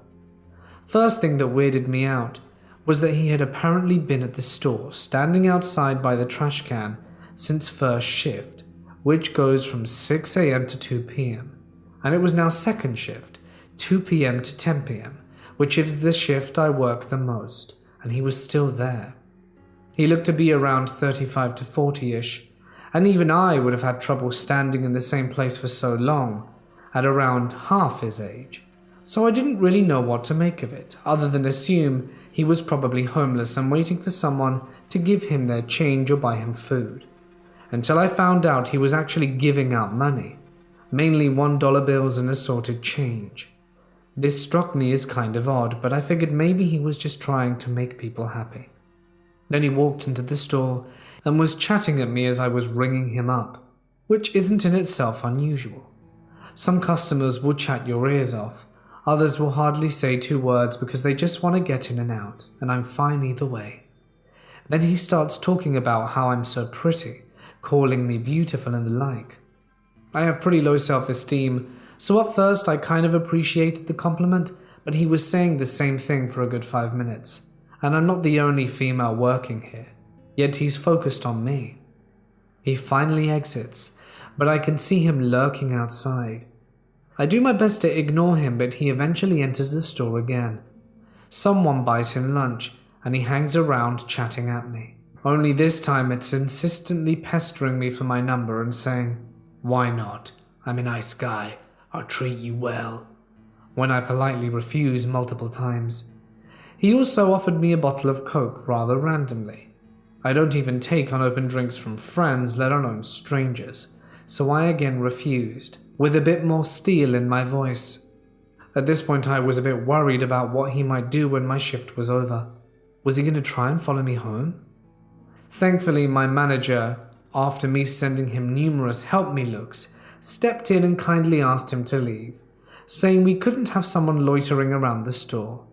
He finally left after that, and I haven't seen him since, but it seriously freaked me out. I'd like to hope he was a nice guy, but you never know. When I was younger, maybe 7 or 8, I experienced something I couldn't explain. I shared a bunk with my 3 brothers, 2 on the top bunk and 2 on the bottom. The first time it happened, it was a nightmare of a shadowy man staring at me from the hallway. I woke up thinking it was just a nightmare, no big deal, but it wasn't just a nightmare. I could feel something pushing onto me from under the bed. I distinctly remember all my brothers being asleep and all the lights being off, but I could feel something pushing on me. Me, being a stupid kid, thought, "Hey, why does the bed feel so lumpy?" So I go and look under the bed, and there's nothing there. This would happen multiple times a week, when I couldn't sleep because something was pushing on me, and every time I checked there'd be nothing. I never thought to myself, "Oh, there's probably a ghost or spirit messing with me." But it went on like this on and off throughout a good part of my childhood. I never brought it up to anyone until we moved out. One day, after completely forgetting about this ghost, I walk into my aunt's house, which happened to be our old house as they had it after we did. And my aunt is talking to my mum about how she can feel something push on her from under the bed and how she can't sleep comfortably. I freak out a little bit and explained that this exact thing happened to me when we used to live there. Nothing really came of it. There was no investigation as to whether anyone had died on the land, but they put up some religious symbols and stuff to ward off evil. But I haven't heard anything about it since. Has anyone ever experienced anything like this? I'm a 21-year-old female, about 5'6" with glasses and blonde hair. I work at a hotel doing housekeeping, and used to work the food area serving breakfast and dinner, but I switched to the back of the house about 3 months after starting. This story starts when I was still working up front doing food service. I come in for my normal shift as the dinner attendant and started to make the food. While I'm working, my assistant general manager walks in, called Pam, holding a piece of paper. "You have a secret admirer. Someone named Bill the taco boy left it. He gave you his number." I look at her confused and ask, "Why?" "It was given to the manager on duty last night, and they asked them to give it to the tall girl with the blonde hair and glasses apparently." So I take the paper, threw it away because I had no idea who Bill the Taco Bell boy was, and continued on with my shift as normal, and go home. The next day I come in to be the breakfast attendant, and the MOD that had gotten Bill's number was there, so I asked him about it. "Oh yeah, he didn't even get your name. The only reason I knew he was talking about you is because he described you."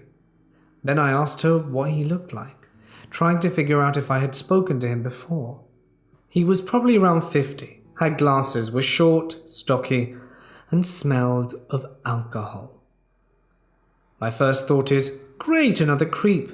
I tell her I'd never seen this man in my life, and she goes on to tell me he had checked out and I should be okay. Fast forward about a month and I've switched to housekeeping. The entryway to our rooms has a tile since it's connected to the bathroom area, and when we wipe them down, we usually do it on our hands and knees. One day I was wiping down my bathroom/entry floorway, minding my own business, listening to My 600-Pound Life, when I feel eyes searing into me. I had my back to the door, so I turn around to see if someone was there. There's this man, about 50, stocky with glasses. At this point I had totally forgotten about the bill situation and didn't think anything of it. "Hi, was there something I could help you with?" I asked in my customer service voice and a huge smile, standing up so I could actually talk to him instead of being crouched on the floor. "You never texted or called me," he replied. "What?" I asked, genuinely confused. He looked at me in the most serious face and asked, "You don't remember? I'm Bill.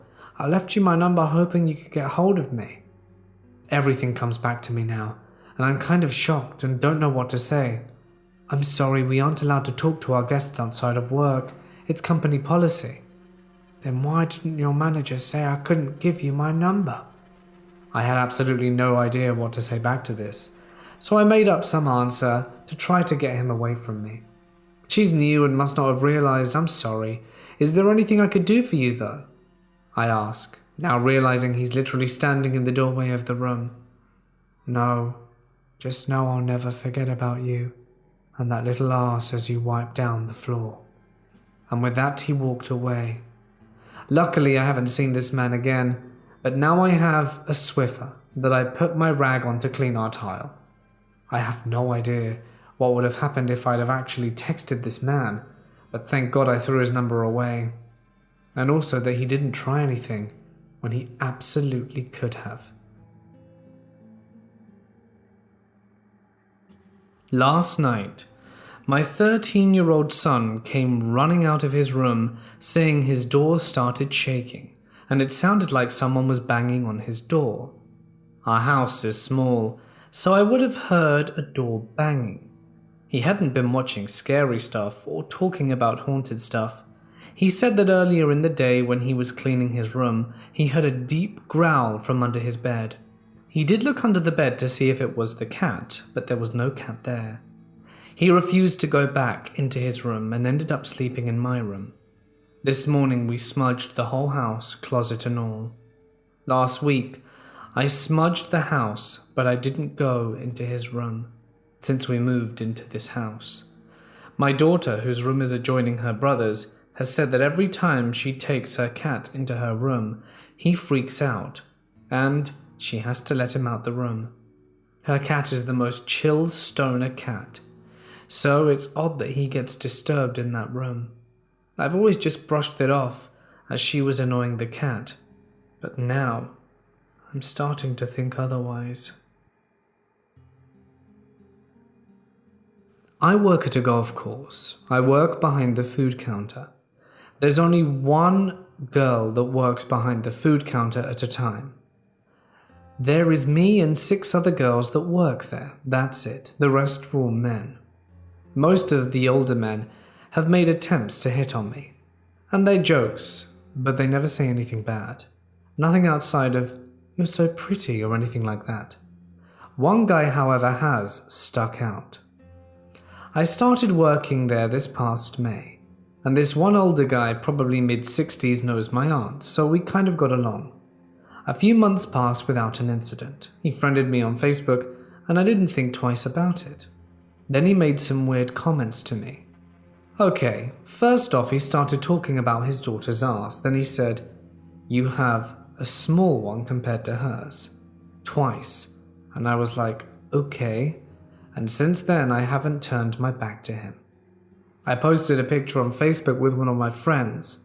We were at the water park and in bikinis. That guy came into work next day asking about her. "Who's the other girl in the bikini with you?" And he asked her name and how I met her.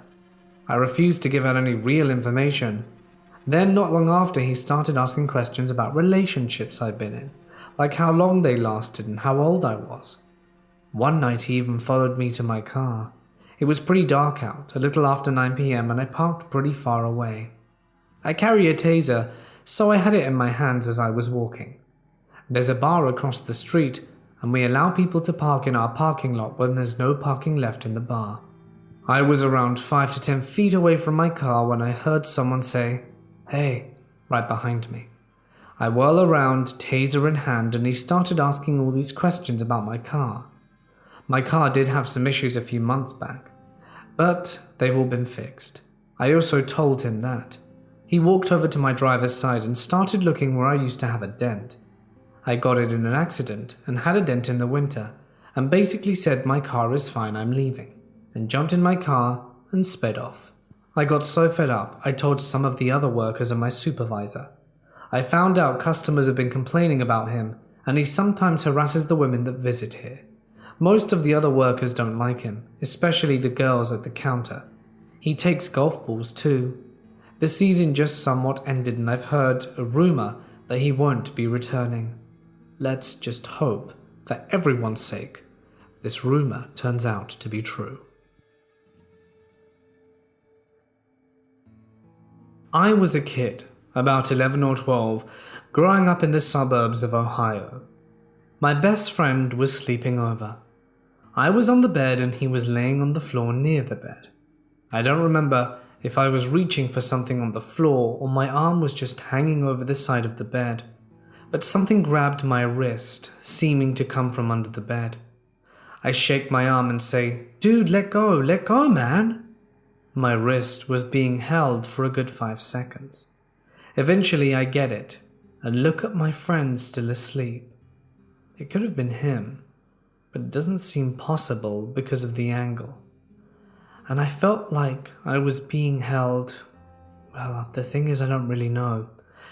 Point is, he still denies it 20 years later when I ask him about it. I lived in that house for 22 years, and nothing strange ever happened.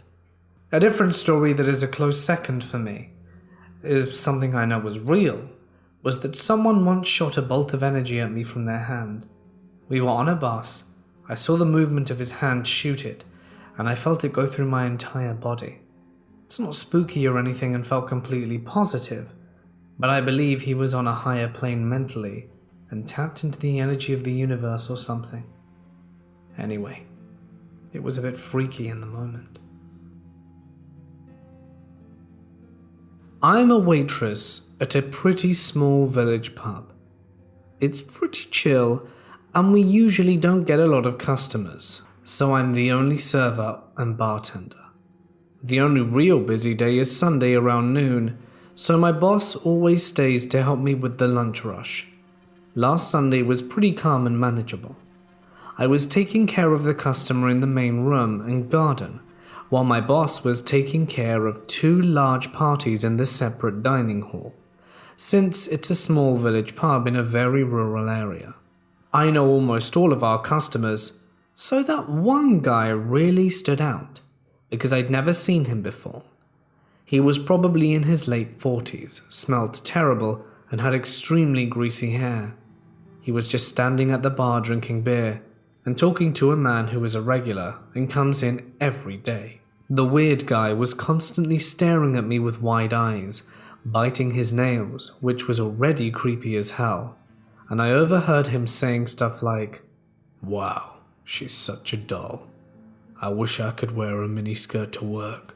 That made me feel pretty uncomfortable, but still, it happens every day since I'm an 18-year-old girl and most of the customers are 40-ish-year-old men. About an hour later, my area was pretty empty, and the creepy guy was the only person left at the bar. He was still staring at me, biting his nails. My boss was standing at the other end of the bar with one of his customers who was paying a pretty large bill, and when the customer opened his wallet, you could see a bunch of 100-euro notes in there. The creepy guy mumbled something in my direction and I said, "Sorry, what was that?" He was waving me to get closer, so I did when he mumbled very quietly, "Hey, I have a great idea." "What's that?" He nodded towards the customer paying his bill and mumbled, "We could kill this guy, bury his body in the woods, take all the money and run off together." I thought it was some kind of odd joke and awkwardly tried to laugh, but the guy didn't laugh or smile or anything. I just kind of stuttered, "Oh, no, I don't think that's a good idea." He still wasn't smiling or laughing, so I just noped the hell out of there and started to do some work in the back until he left. So creepy guy, who takes things to the next level, I'm not sure if you meant to joke it or not, but let's not meet again. I work in an office in the Midwest. We have some cameras that are being set up. The whole setup is mainly in my office. This guy is one of those middle-aged men who likes to make a show out of everything, tossing used cables in the trash with a weird motion, trying very hard to get me to talk to him by making comments about what he's doing and the weather. He talks really loud on the phone, looking over to me and just smiling. I don't really engage because I don't want to. He's twice my age, and I'm 26. He then starts talking about his daughter. "Oh, you look so much like my daughter. She's older and lives with my ex-wife. You two could pass as sisters." Then he starts asking more direct questions, so I'm giving short answers. I'm not really being impolite, but I'm busy with work. "Do you live round here? How do you like it? Do you like the job? I bet someone as pretty as you has a boyfriend. I wish I had a pretty girl like you to keep me company. Is your boyfriend older than you? Do you like older men?" So now I'm creeped out because he's already told me I look like his underage daughter, and now he's flirting with me, leaning on my desk and asking what's the oldest guy I've ever been with. I told my boss, and she's just like, "He's making conversation."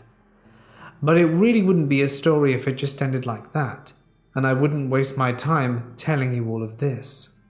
The weirdo sends me a message on Facebook, asking if I wanted to hang out sometime, saying, "I know you can't really talk since you're at work, so let's go out."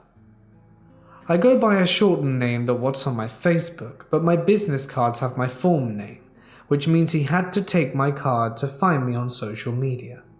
My manager is taking this seriously and called to tell the company we want another man to work on our equipment.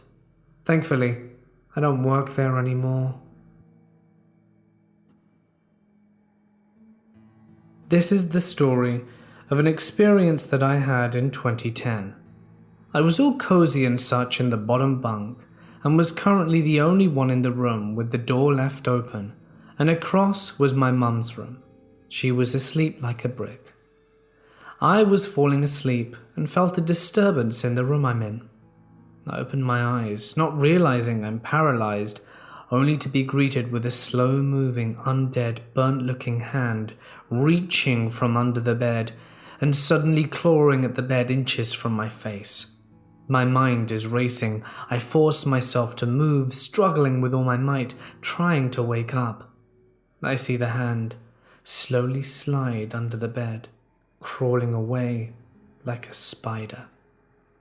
That's what freaks me out even more, is that there's clearly nothing under the bed. Nothing. I don't put anything under the bed. I cleaned the floor under there, and there's only 2 people who use this house at the time. I didn't sleep that night. I was working in a convenience store. 19 years old, single mum. Luckily, this day I wasn't alone. This guy came in and walked around and then went back to pump his gas, then drove off without paying. I got the tag number, called the police per policy, and didn't expect anything to come from it because that's what always happened. Gas theft just wasn't a priority to the police department. To my surprise, less than an hour later, an officer walks in and asks me to identify the guy, which I did. I didn't really think too much of it. I was just content that they caught the guy, and went on about my business, went home and got on with life. The next day, the manager calls me early and tells me that she saw the guy who I had identified on the news. He was wanted for 2 counts of murder. He had murdered a female jogger with no apparent motive and a convenience store clerk that he had kidnapped after robbing her. I assumed he was mistaken because that just seemed too crazy. Me helping catch a murderer seemed unlikely. Later that day, the officer came by and told me it was true and thanked me. Without the tag number, they may not have caught him until he had hurt more women. She also told me that the reason the police caught him quickly was the car was stolen. Then the officer told me the scariest part of all. Coming in and walking around the store is exactly the same thing he did before the robbery and kidnapping of the second victim. I will never know exactly why he didn't rob me or worse. I assume it was because my manager was there, which was unusual. I'm just grateful for whatever it was. This was early in 2003 in a small city in the south. In any case, I'm glad I'm just around to tell the tale and to inform you that he got the death penalty. This all starts when I began working at a grocery store in 2015. This one older man introduced himself early on to me, and I thought nothing of it. Eventually he started coming through my line every day and buying me various things. He would always tell me he was dying of cancer and thought of me as the son I never had. I never gave him any special treatment or even had long talks with him, but he seemed like he was going further and further each time. Eventually, every time he came through my line, he would ask me out to lunch, which I always came up with some excuse because I didn't feel comfortable about the whole situation. And this leads up to today, a year after I quit the job. He somehow found my new address and sent me a 2-page letter saying he just wants to talk and he misses me. Not sure what to do about this. On one hand, I feel bad for him and want to reach out, and on the other, I'm very creeped out how he found my address after all this time. What should I do? As a kid, I shared a room with my brother, and my sister had her own room. When I was 7, my sister moved out, and I claimed her room. Almost instantly, I began dealing with some scratching on my arm and legs, and pulling my blanket off me at night. Although my legs were never grabbed while I was awake, I did witness my blanket being forcefully tugged underneath my bed, and if I laid my head down I could hear mumbling and breathing. Years later, I grew up and moved away, and the experiences completely vanished. It was only in my childhood home. Recently, I told my sister about this, and she told me she experienced the exact same thing in that bedroom, and my mother had always just brushed it off, until she, like myself, learned to just cope with spending nights terrified until she passed out. I know this sounds so cliche and made up, but it really messed me up, and to this day I'm paranoid of it returning, even though I've grown up and moved away from the house and whatever was in that bedroom. Has anyone ever experienced anything like this? I was 16 at the time, working as a shift manager at a frozen yogurt place. I typically would close up shop alone. Don't ask why, the owner thought it would be a good idea for a 16-year-old girl to close a yogurt store alone at 10 p.m. and handled all of the closing work, counting registers, separating tips, and cleaning up. 20 minutes before closing time, alone in this shop, a man walked in and immediately gave me a creepy vibe. He was dressed in dark clothing, didn't make any eye contact, and didn't say a word to me. He paced around the shop for what seemed like hours, when realistically it was only a minute or so. We had an emergency button on our register that we were instructed to push in the event of a robbery or emergency situation. To me, as a 16-year-old girl alone in a frozen yogurt shop with a man pacing around inside in silence, in dark clothing around closing time, this constituted an emergency situation, so I pressed the button. Immediately after pressing it, I asked the man if he needed something, to which point he said, "No." I was preparing at any point for him to pull out some sort of weapon, but thankfully he began to leave as law enforcement was pulling up. Just as he walked outside, law enforcement were exiting their vehicles and he took off running. They nabbed him, questioned him, and placed him into custody. Long story short, as I was just told by the deputies, he had just finished robbing the subway next door about 30 minutes before he came into my shop. They were uncertain whether or not it was his intention to rob me as well, but thankfully, because of the swift action of the law enforcement and them already being in the area because of the previous robbery next door, that didn't happen. So to the creepy guy pacing in my yogurt shop at closing time, I hope to never meet again.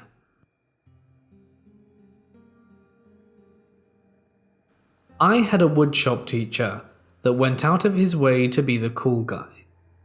He would let us pretty much do anything we wanted in class, would even let us go out the side door to smoke if we wanted, and would come up to us guys and make sexual comments about female students. One time I remember him coming over to me and some other dudes with an open can of shellac, it's white and sticky, and saying, "Hey fellas, you know you got a good chick when she takes a load like this." He then laughed, looked at a really attractive girl in class and said, "Bet she does." We all kind of nervously chuckled and let out a big, "What?" and walked away. Years after I graduated, I actually worked with him for a short time, and he was still creepy as ever. I just found an article saying he was arrested last year for inappropriately touching 3 female students and providing male students with drugs and alcohol. What an awful teacher. Most of my life, I've been able to see things that weren't there, or so I thought. There's these things that pop up on the side of my bed that are a bit blurry. They kind of look like snake arms that dart up quickly, and when I look, they're gone. I only see this when in bed. Last time it appeared at the foot of my bed when I was playing something on stream. The second my eyes moved, it darted down. This was the best look I've had at it because it came directly from my line of sight. It was mostly white with 2 or 3 black splodges on it. It just popped up looking at me and then darted back down. Last time I stuck my head right under the bed, I saw nothing. I just started addressing it as a friend during its appearances to try and make peace with it. I'm not scared of it, just concerned. Does anyone know what this thing could be? I am a 31-year-old female, and this happened to me 4 years ago. I was working register at a dollar store at the time. I had a steady flow of customers, so I was fairly busy. One customer stepped up to the register and wanted to look at a portable AM/FM radio that was behind the counter. He was in his 20s, maybe early 30s. Hard to tell because he was so rough looking. He had a tattoo on each cheek, and he was acting really weird and obviously high. He wanted to see what kind of batteries it took, so he opened the package, and he couldn't get the battery cover off because he would need a screwdriver. So he starts banging the thing on the counter and breaks the battery cover off. He asks me to help him figure out which batteries he needed. Meanwhile, I have a line building up and can see the customer behind him looks nervous. I was very calm and patient with him because he made me nervous too. I think that might have been what could have saved me from possibly ending up a victim myself. He eventually paid for the radio and left, after me taping the back of it back on for him. After he left, me and the next customer spoke about how uncomfortable the guy made us, and that was the last time I saw him, in person anyway. The next time I saw him was on Facebook on a link to a news article. I can't remember if it was the same day I saw him or the following one, but I saw his unmistakable face on the mugshots. He robbed and shot a local pizza delivery guy to death and then called 911. and was sentenced to 40 years in prison. I honestly feel like if I had reacted or treated him differently, or if there weren't so many customers in my store at the time, I could have been a potential victim. He was so nervous and he was trying to storm my register, which he did for about 15 minutes. I think he got spooked and changed his mind on robbing me. Bit of background. This occurred about 3 years ago, when I was 22 years old, and I was working at a fast food place with fried chicken galore. I had been working at fried chicken restaurant for about a year. During that time, an older co-worker, who I'll refer to as CC, or Chicken Creeper, would get very friendly with me. I believe this man was in his mid-30s at the time, about 5'8", and of Latino descent. He was actually a shift leader, so would be in charge of me during shifts. I thought he was a relatively nice guy at first, until he started getting too chummy with me. It would start out completely innocent. He'd make friendly conversation with me about various topics, and I would do the same. I actually liked working with him in the beginning. He was easy to talk to, and wouldn't berate me if I made a few mistakes while working. I would also vent to him about annoying customers that I had to serve.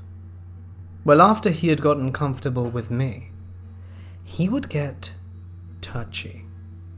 He would poke my side sometimes and my stomach. I don't particularly like older men touching me like that, especially if he's my supervisor at work. Almost everyone at my workspace, though, would act very close to one another, so I assumed it meant nothing, despite my discomfort. He would often poke me when no one else was around, which should have alerted me to how creepy his actions were. He would later make comments to me about how pretty I was, and would ask questions about my boyfriend and I regularly. Simply questions like, "Do you live together? You gonna get married soon? How old is he?" Stuff like that. There was one night that I came in to pick up my check from work. It was my day off, and I was wearing makeup and a short, spaghetti string dress. One of my shift leaders greeted me as I went to get my check. CC was also working and came out to say hi. He noticed my outfit and said I looked sexy. Ew. I'd rather not have my supervisor refer to me as sexy, please.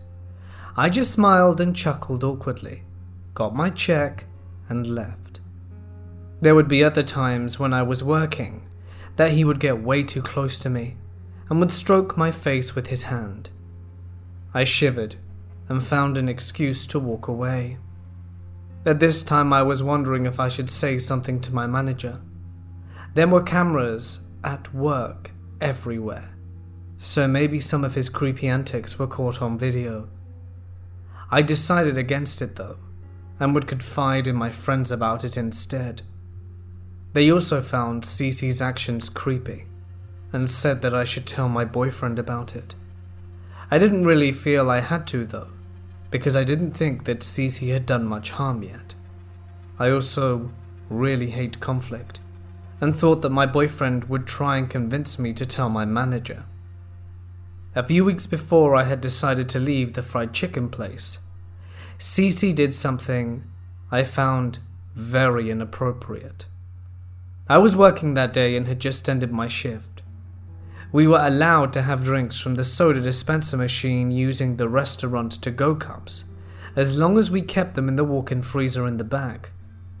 I had gotten a drink that day, and walked to the back to finish it off and throw the cup away, because I hate when people just leave their cups there for others to dispose of. Little did I know though that Cece was in there as well. I had started to avoid being alone in secluded parts of the restaurant with him, because that's usually when he would try and touch me. I was startled when I saw him, because I didn't see him walk into there beforehand. He asked me if I was leaving for the day, To which I replied, "Yeah, I am." "Why? Why can't you stay a little longer?" He would often ask me this when I was done working for the day, and I'd always say, "Because I'm tired and want to go home and sleep." He would usually just say, "Okay, bye." But this time he did something different. This time, he walked over to me and kissed me on the forehead. This disturbed me. But being so non-confrontational, I just smiled weakly, grabbed the cup, and hurried out. I told a couple of friends about this, and they got upset with me, and found Cece pretty revolting for doing this. They again told me to tell my boyfriend, but I didn't want to upset him, and kept it to myself. I eventually told him about a year later, and he was shocked and upset that I had not told him this while it was happening. I told him I didn't want to tell him because I thought he might try to confront Cece or my manager about it. I feel the saddest part about this was that he was actually married with children, and that she worked alongside us as well. His wife was also a shift leader, and I always found her pleasant to work with. I honestly didn't even know Cece was married, let alone that she was working nearby with us all this time. I was so surprised when she had told me while we were working together. She had mentioned she has a husband, and I asked her how long they were together.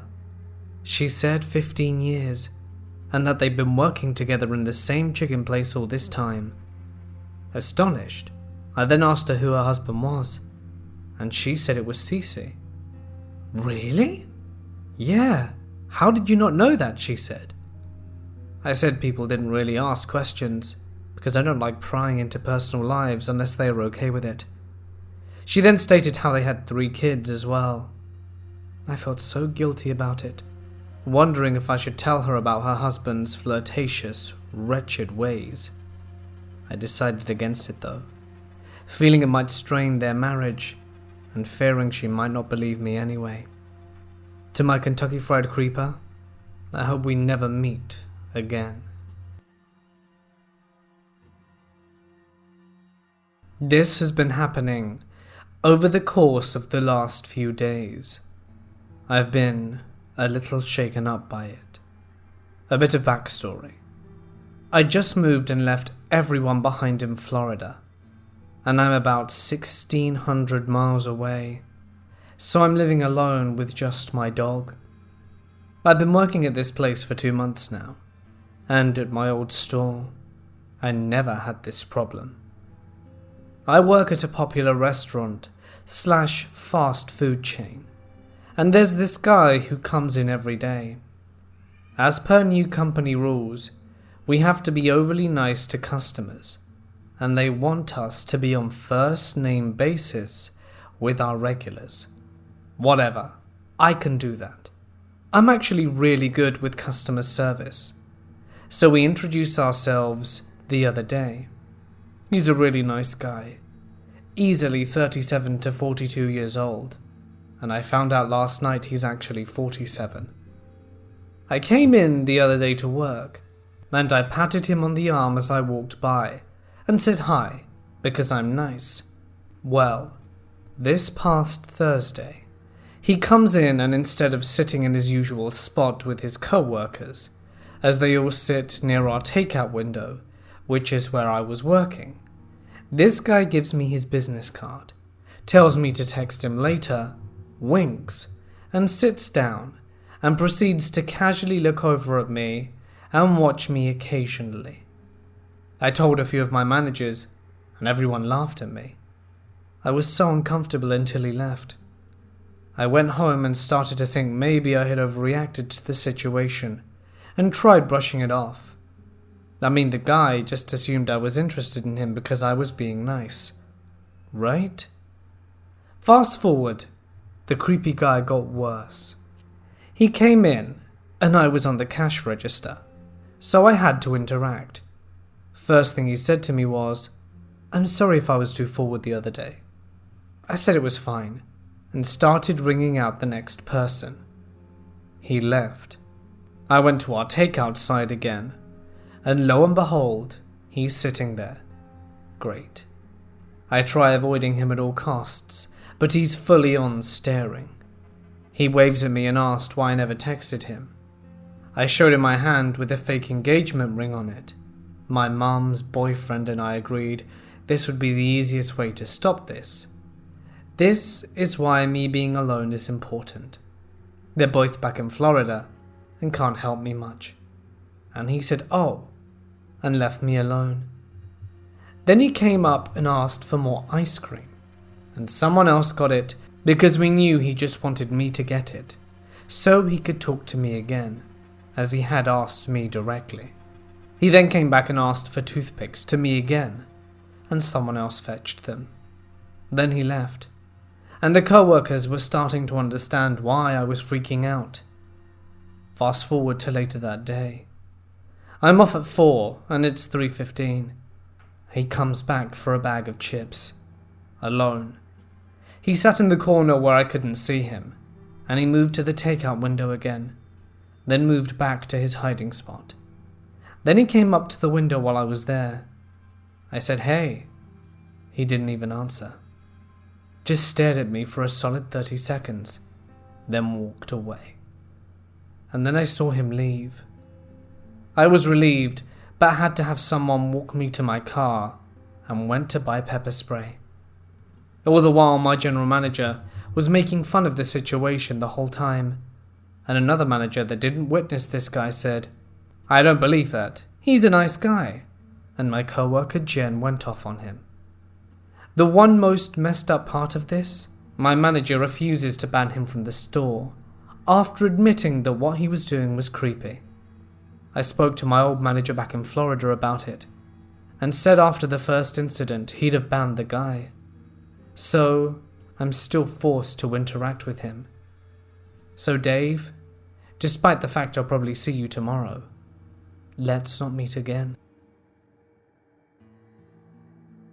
This happened when I was about 17 years old. For context, I am a 21-year-old girl. At the time, I was working at a failing seafood restaurant. I was a busgirl, so I had to deal with touching people's old, half-eaten seafood all day long. I'm a vegetarian, and have never liked anything that comes out from the water, not even shrimp. Working at a restaurant can be a super interesting job. The amount of people you meet through work is immense, and your co-workers can become like your family. You're all suffering together, and you can all become pretty close. The chefs at the restaurant were pretty strange. One was super chill and was always drunk and angry, and the last, well, he was something else altogether. To make things easier, I'll just call the creepy chef Creep. So Creep starts working. He's new, and he seems like a decent guy. He's in his mid to late 40s, salt and pepper hair, and nothing throws you off by seeing his physical appearance. I deeply love everything 60s and 70s, and so Creep and I would often talk about music, especially rock and roll. He seemed like a cool guy. Someone who claimed he saw so many of the bands that I drool over daily. It seemed nice to work with someone who generally shared the same interests as me. So weeks go by, and Creep wasn't showing any signs of anything strange. I felt totally okay within my workplace, wouldn't blink an eye, and actually enjoyed the job. Me and a fellow busgirl became pretty close friends. We bonded over the fact that we both had pretty messed up family lives, so we instantly became work buddies. The restaurant was slow. Me and the busgirl were having a conversation, laughing, smiling, and joking in the kitchen. This changed in less than 5 seconds, when Creep came right behind me and says this in my ear. This wouldn't be so funny if I had chloroform. I turn around to look at him, thinking, why the hell are you saying weirdo jokes like that? His eyes were blank. He was staring at me, but I felt as though his eyes were burning an imprint on my face. This staring lasted a few seconds, but eventually I just turned and walked away. Throughout the next week, the creep would stare at me through the kitchen window while I was working. I tried to avoid going to the kitchen, but that was nearly impossible when it was my job to transport dishes from the tables back to the kitchen. Twice more while in the kitchen, the situation repeated itself.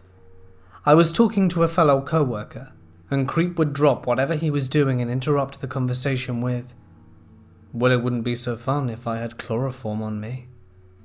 At this point, he had mentioned chloroforms to me 3 times. I was freaked out. Luckily, I stopped working there a few weeks later, because I was leaving to travel Europe for the summer.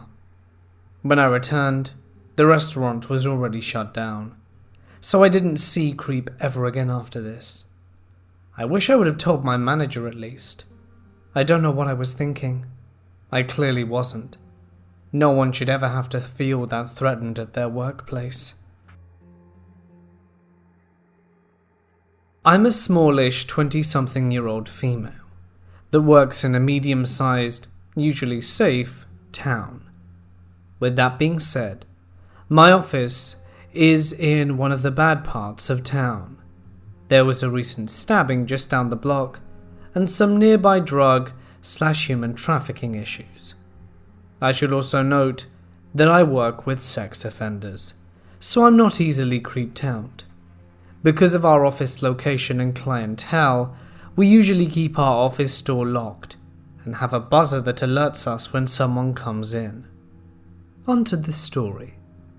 The other day I needed to briefly stop by my office to pick up some forms before an early morning meeting. I was running late, so by the time I got to the office, I was frazzled and in a rush. Since I was only going to be there for a few minutes, and no one ever came to my office that early, I didn't lock our entrance door. Spoiler, this was a bad idea. I'm doing my thing when the door buzzer goes off. Our office space is shaped weird, so we can't see our entrance from most other areas. I was surprised, but just assumed one of my co-workers came early. After a few minutes of not hearing her usual friendly greeting, I went to check. The man was standing in the lobby. As you can imagine, it wasn't who I was expecting. This guy looked like an Italian Martin Short, so I'm immediately on edge because something about him seemed off, and he had a creepy-ass grin on his face. He stated that he worked with a different company in our building, but no one was there, so he was wondering if he could use our phone. This set off another red flag, because the other company in our building opens extremely early and always has people there. I lied to him and told him we didn't have any office phones because I didn't want him following me to my office. He then started rambling about how he needs to call someone or else he'll be stuck here for hours. Then he changed his story and said something about driving an hour away to the worksite if he can't make this call. The rambling didn't make sense, and the story kept changing slightly. It didn't seem like he was confused or on drugs. It seemed like he was trying and failing to make up a story on the fly. Partially because I was in a rush, and partially because I hadn't had my coffee yet and wasn't thinking clearly. I decided to give in and let him use my cell phone. At this point, I was pretty confident this was a ruse to steal my phone. But whatever. It was old and crappy anyway. He starts telling me the number to dial, but when I'm halfway through punching the digits in, he pulls out his cell phone and looks up the rest of the phone number. This guy had a cell phone in his pocket the whole time. But I tried to rationalize and thought maybe he's not financially well off, and he doesn't have a cell phone with service. He makes the call with my phone and there's no answer, so he thanks me then leaves, setting off the door buzzer again. Relieved he's gone, I go back to my office to finish up and head out.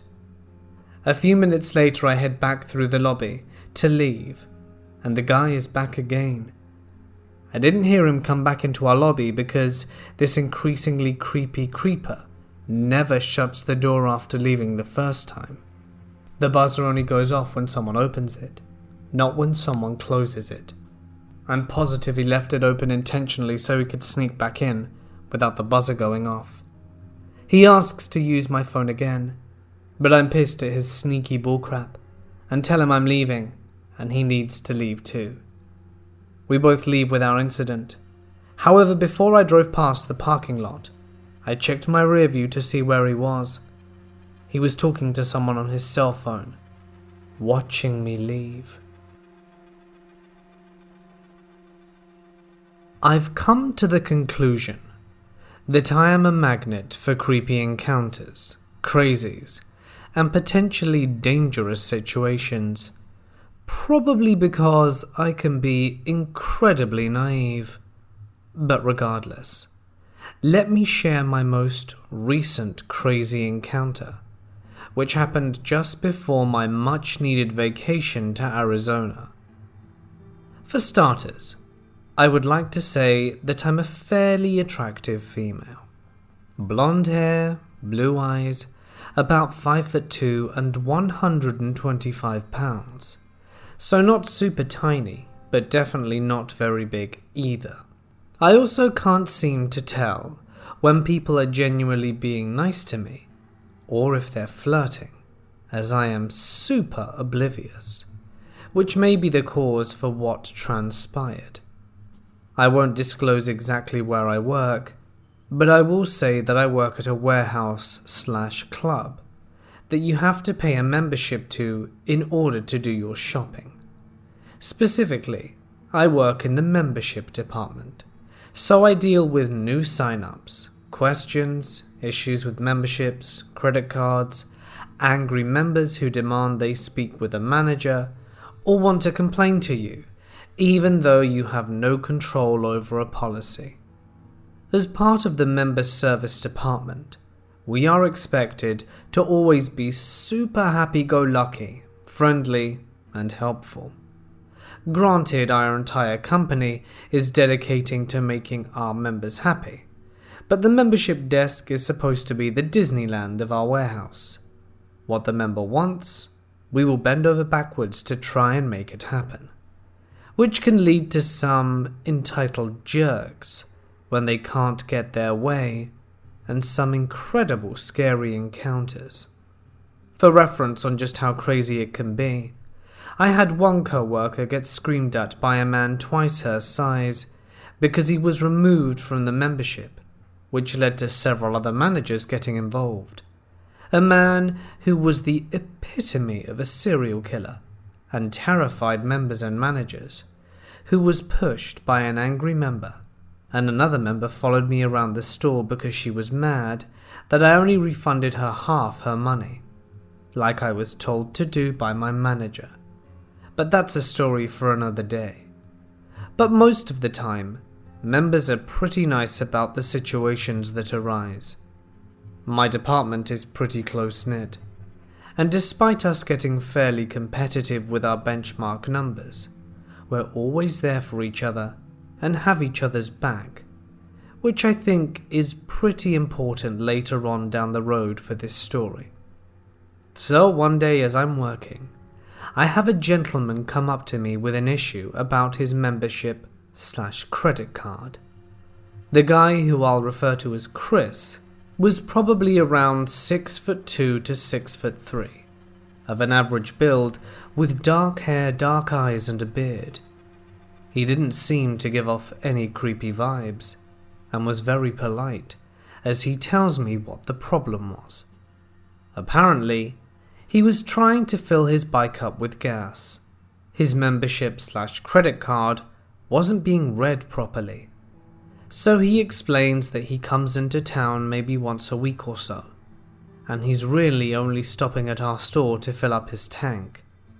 He also said that the card has his name on it, but it had his mum's membership number and her membership picture in the back, but that he is on her membership as her household member.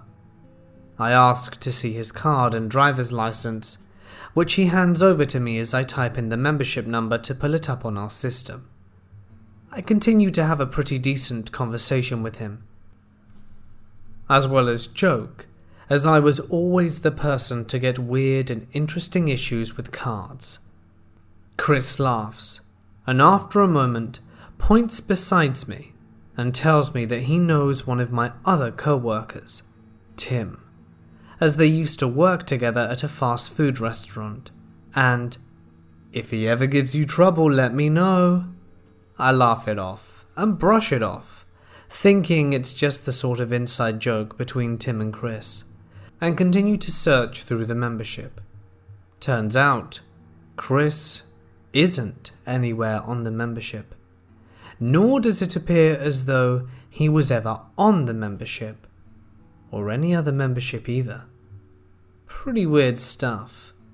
So I call over a supervisor and show her the system, and explain the situation to her, all the while continuing to crack jokes and have friendly banter with Chris while he waits. She says his best bet would be to call the credit card company we're partnered with and figure out what happened to put his name on a credit card tied to his mum's membership. He says he can do that, then asks if there's any way he can still get gas. The supervisor says sure, and tells me to call the gas station to let the attendant know Chris was coming down there and that he'd need help getting the gas.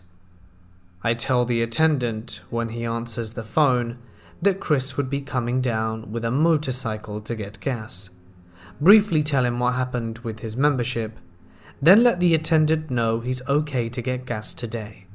He just needs help getting it. The attendant says it's okay.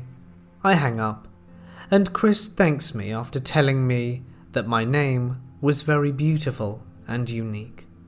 I thank him, tell him to have a good day, and he leaves. I figured that was it.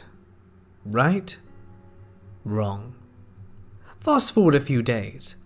I'm closing the membership desk with Tim, and I'm not entirely sure how we got onto the topic, but Chris comes up in our conversation.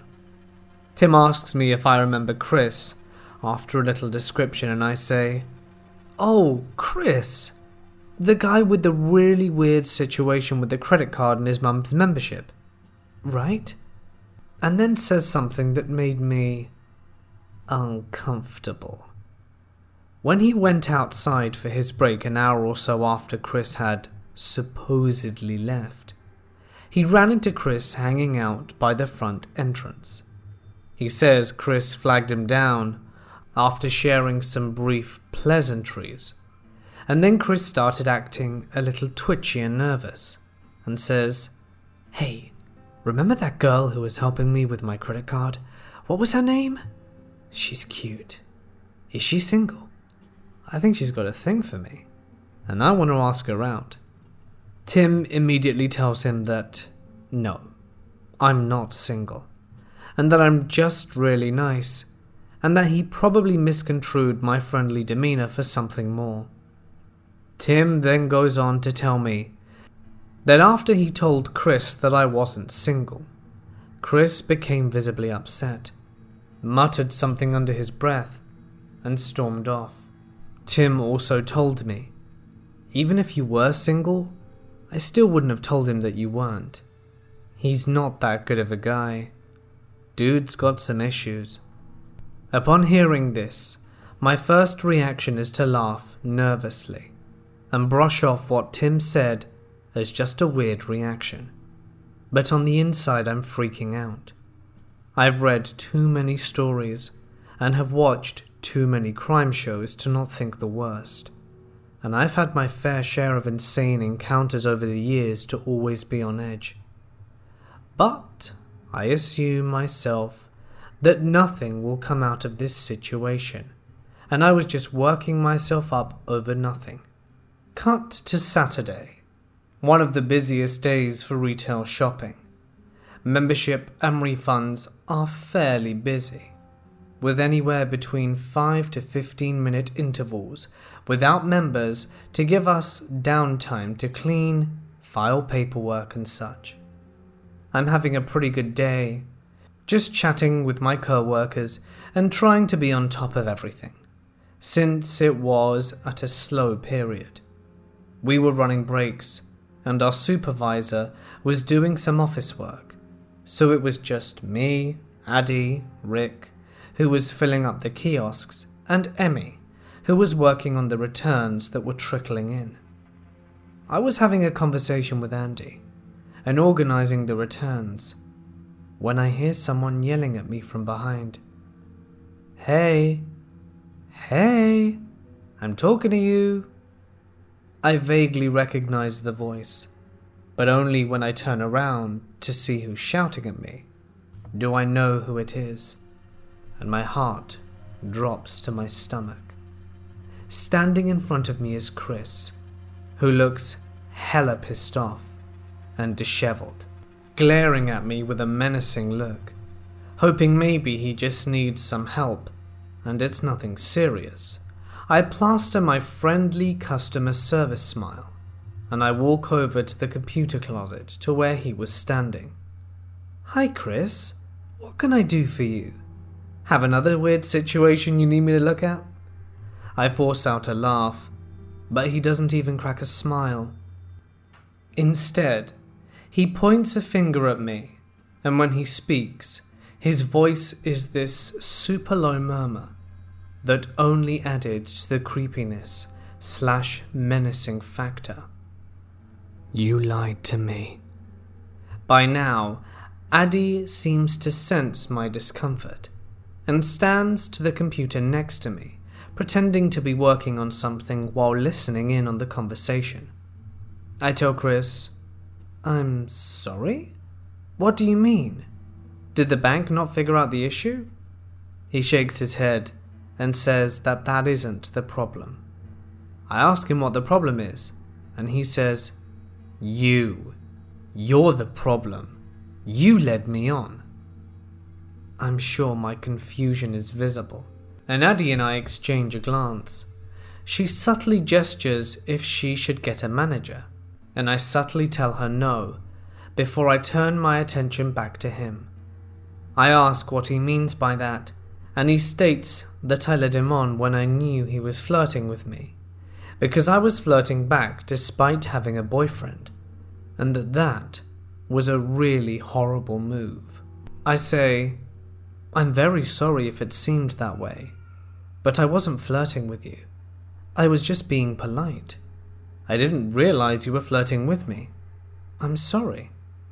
He starts to become more upset, pulling at his hair, rubbing his face, and says, "No, you did know, and you were just pulling me along. I am not someone to be messed with like that, and you're gonna regret messing with me." At this point, Rick had come back from the kiosks, and Addie was quietly filling him in on the situation away from me and Chris, so that they wouldn't be overheard. Rick, who's a Navy veteran and a pretty large guy at 6'1" and heavy set, is watching Chris closely, and when Chris starts to seem threatening, he puts himself in the conversation. Rick asks Chris if there's a problem, but Chris ignores him and continues to berate me, while I stay quiet, too afraid to speak. He calls me a stuck-up something or other who's probably with some arsewipe, if I even was with someone. Typical nice guy, am I right? And that I could have had it all if I had just given him a chance. He continues to tell me that I wasted that chance the moment I led him on, and that he was going to make me pay.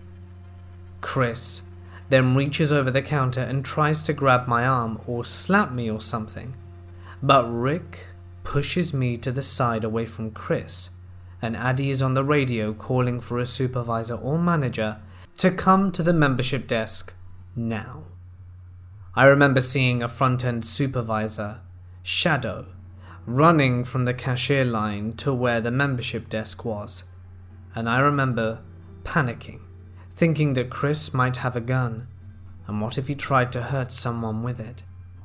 Meanwhile, as I'm worrying about what could happen, Rick is telling Chris he needs to calm down and not to speak to me that way. Chris then loses it and starts slapping his hands on the table and pointing at me, saying that I am a problem, and he has every right to speak to me that way because I was being horrific. Shadow finally shows up as Chris continues to spew crude insults at me, and Shadow, after realizing Chris was yelling at me and seeing how upset I was, quickly tells me to take a break, before radioing for someone to help at membership and asking Chris what the problem was. I start to leave, and Chris starts to follow me. After a while, Rick and Shadow start following Chris to stop him. I feel myself on the verge of a panic attack, and start speed walking while Chris continues to shout at me. And then, he pushes me. I manage to catch myself on the battery display, and Rick and Shadow catch him up and attempt to detain him as best they could. And Addie makes another call to the warehouse manager and to our security guard while passers-by watch the whole situation go down. Shadow tells me to go, and this time I run to the break room, where I have a complete breakdown, shaking and crying and unable to breathe as other employees on their breaks ask if I'm okay and try to help out. After maybe 10 minutes, when I had just started to calm down, one of the warehouse managers, Lena, and the security guard comes in and asks if I can go with them into the office. I follow, and we go into the general manager's office and shut the door.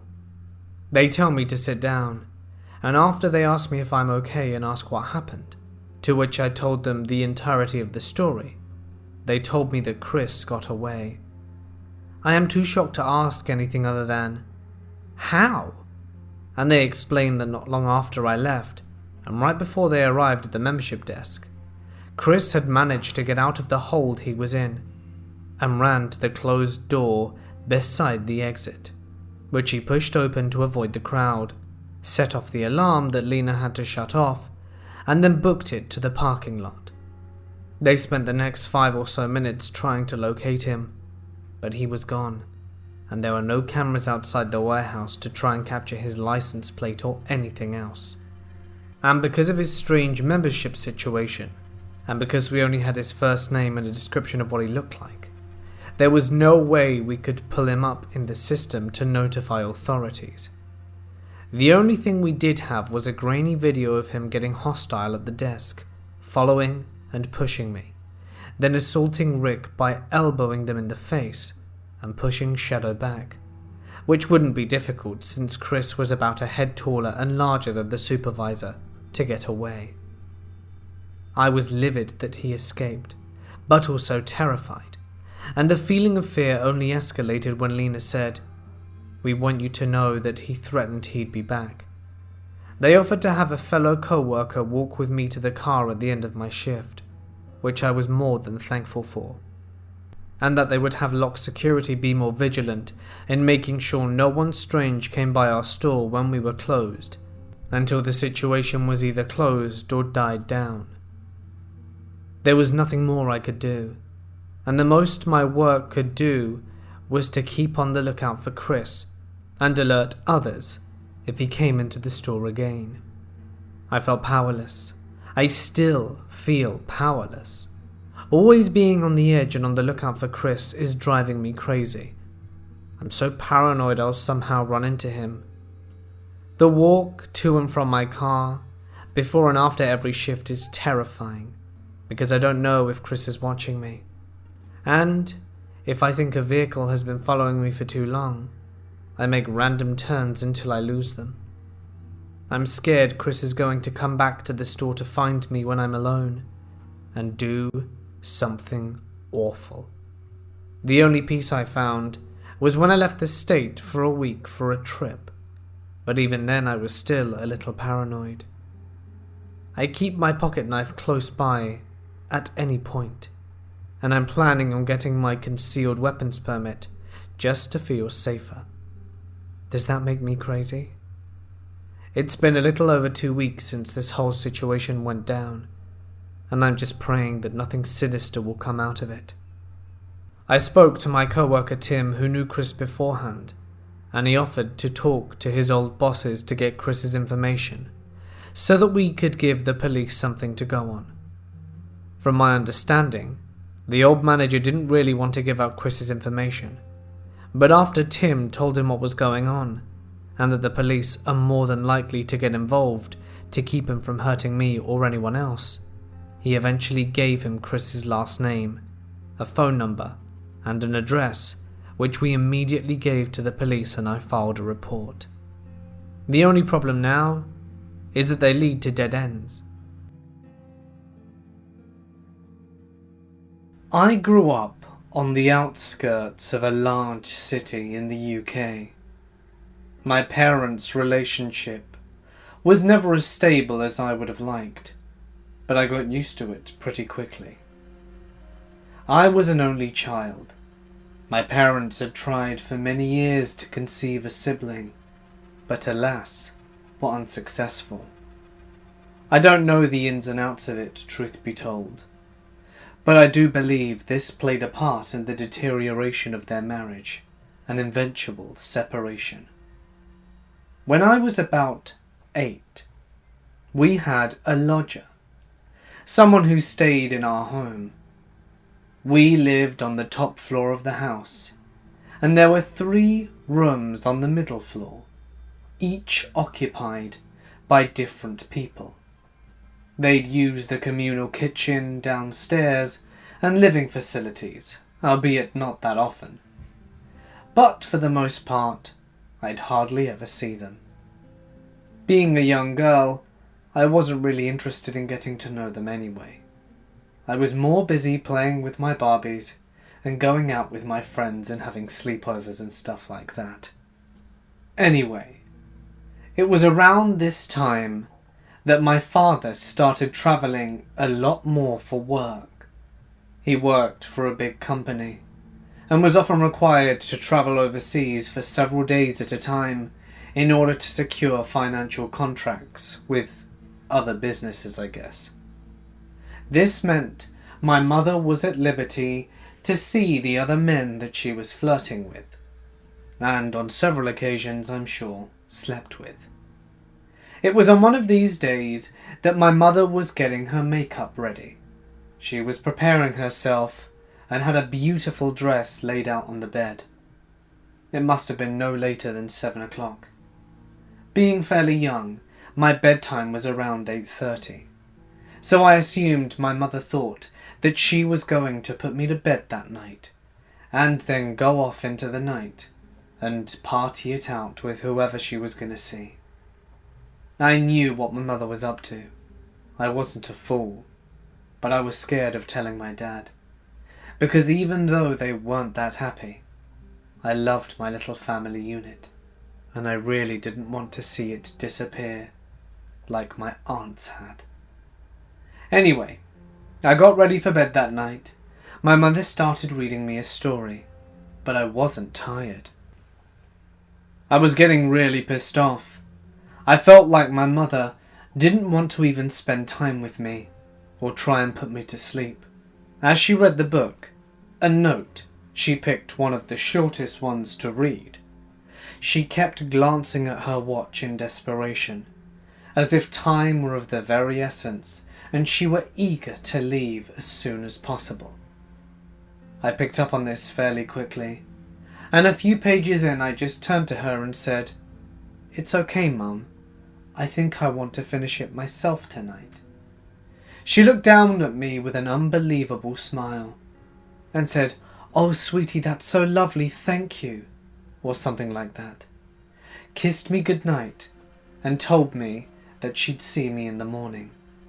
She quietly closed my door, peeking her head through one final time before closing it the whole way, and I was left there in the dark, with only my lamp next to me illuminating my small bedroom. Just for a little bit of context, this room was by no means big. I had a fairly regular bed, with enough space underneath it to store books and boxes and stuff. The walls were pink and purple, with floral decorations, and I had a corner full of stuffed animals. I tried reading the book, and listened as I heard my mother descend both stairs and close the front door. She was about as subtle as a bomb in doing so. I heard the car start and her drive away. I knew she was up to her antics. And you know what? Probably. So did the lodgers as well. They just chose to say nothing to my father. He'd left about 3 days ago. I don't know where, and I didn't know when he would return. I never did. Point being, I was alone in my little room, trying to read to myself and swallow a cocktail of mixed emotions surging through me, knowing full well my mother shouldn't be doing what she was doing, and feeling sorry for my father, as well as a whole load of other issues. So, as I said before, there I was lying in bed. I decided the best course of action, despite not being sleepy, would be to sleep at this juncture, because there was nothing else to do. I turned off my lamp and put the book down right next to me on the bedside table. I tossed and turned for a little while, but just couldn't get to sleep, and opted to lie there and stare out of my window into the night. A single solitary street lamp in the distance glowed a dim orange, and I found myself just concentrating on it as I heard the gentle pitter-patter of rain fall around the house. I was lost in my thoughts when all of a sudden my world was shaken. Something was under the bed. Only in the silence of the night did I hone in on the sound. There was someone moving, or something, very quietly and very discreetly, almost like they'd moved.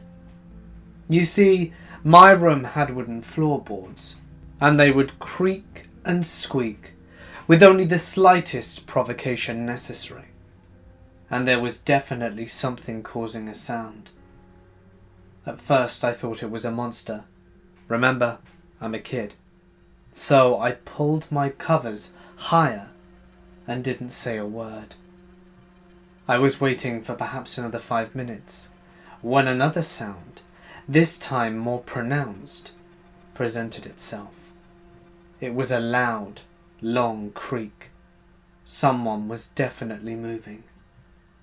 I think my heart skipped several beats as I lay in the dark, rain all around me, unsure what to do. I tried closing my eyes and telling myself I was imagining it, but I wasn't. No sooner had I closed my eyes and pretended to be asleep, did a noise, much louder than the last two, start coming from under the bed. There was a person, and I could hear them slowly dragging themselves across the wooden floor. It was painful to listen to. With each silent strain to try and exit from underneath my small child's bed, did fear erupt within me. I heard this person drawing nearer, and when they were finally out, they let out a very low breath. The kind that you make when you finished a run, but it was just one, and very quiet. I dared not look. I heard this person rise to their feet, and then nothing. I tossed and turned a bit to see if the person would leave my room, or what they would do, but I don't think they moved, as I didn't hear a sound from the floor. That's when I decided, whilst looking in their direction, that I would slowly and ever so quietly open my eyes just a tiny bit to see who it was, in the hopes that I wouldn't be found out for not being asleep, and in my mind would be less likely to hurt me.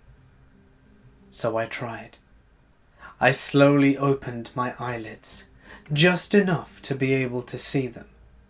I don't think they noticed me, but I hadn't opened them enough yet in order to have a clear view. When I managed to open them to the point where I could see, did my heart not feel so bad? It was the guy who lived downstairs. It was the lodger.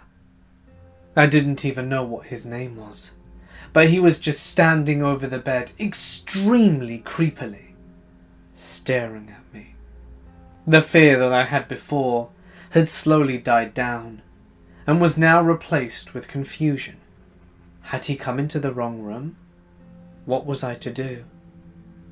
My younger self decided that this person must have got the wrong room somehow and was under the bed because they forgot. I'm not sure exactly how I justified it to myself, but I was fairly confident that they just didn't know where they were. So, with the best acting possible, I opened my eyes, looked at them. Funnily enough, I didn't think he saw me open my eyes, and said, "Are you okay?" He visibly jumped up and said, and ran out the room. I heard him run down the stairs and open the door, close it, and that was it. I closed my door that night, felt a bit creeped out, and tried to get some sleep.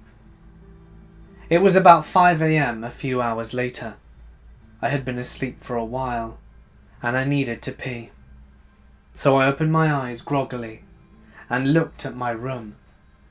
There he was again, but was standing in the corner, in front of my pile of soft, stuffed toys.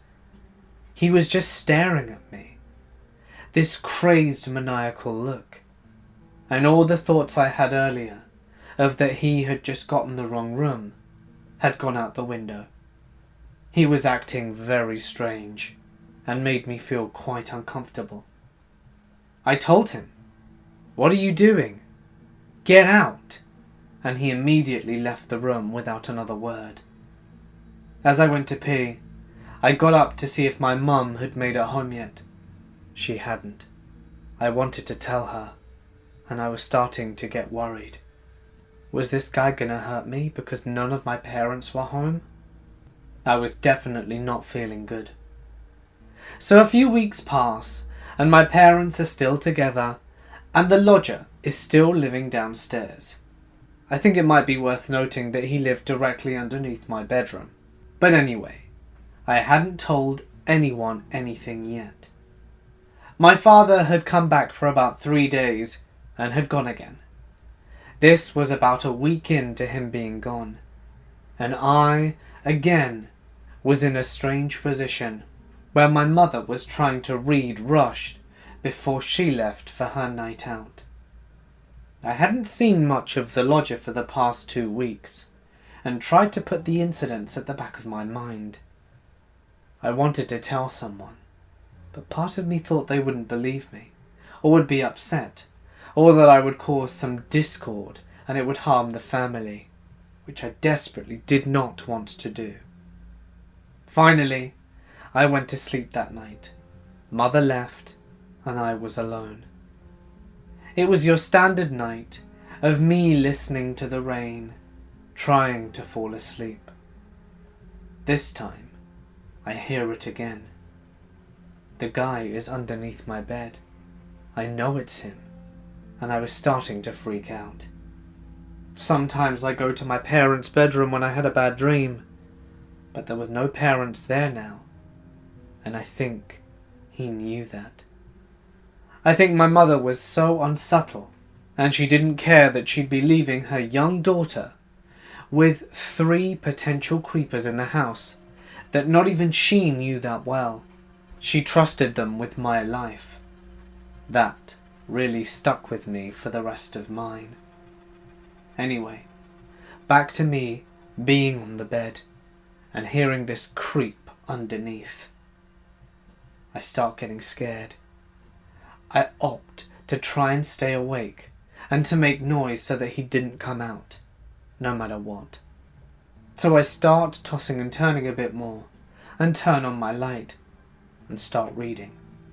First out loud and then mumbling to myself as I read, because I was getting very bored, although I was still terrified.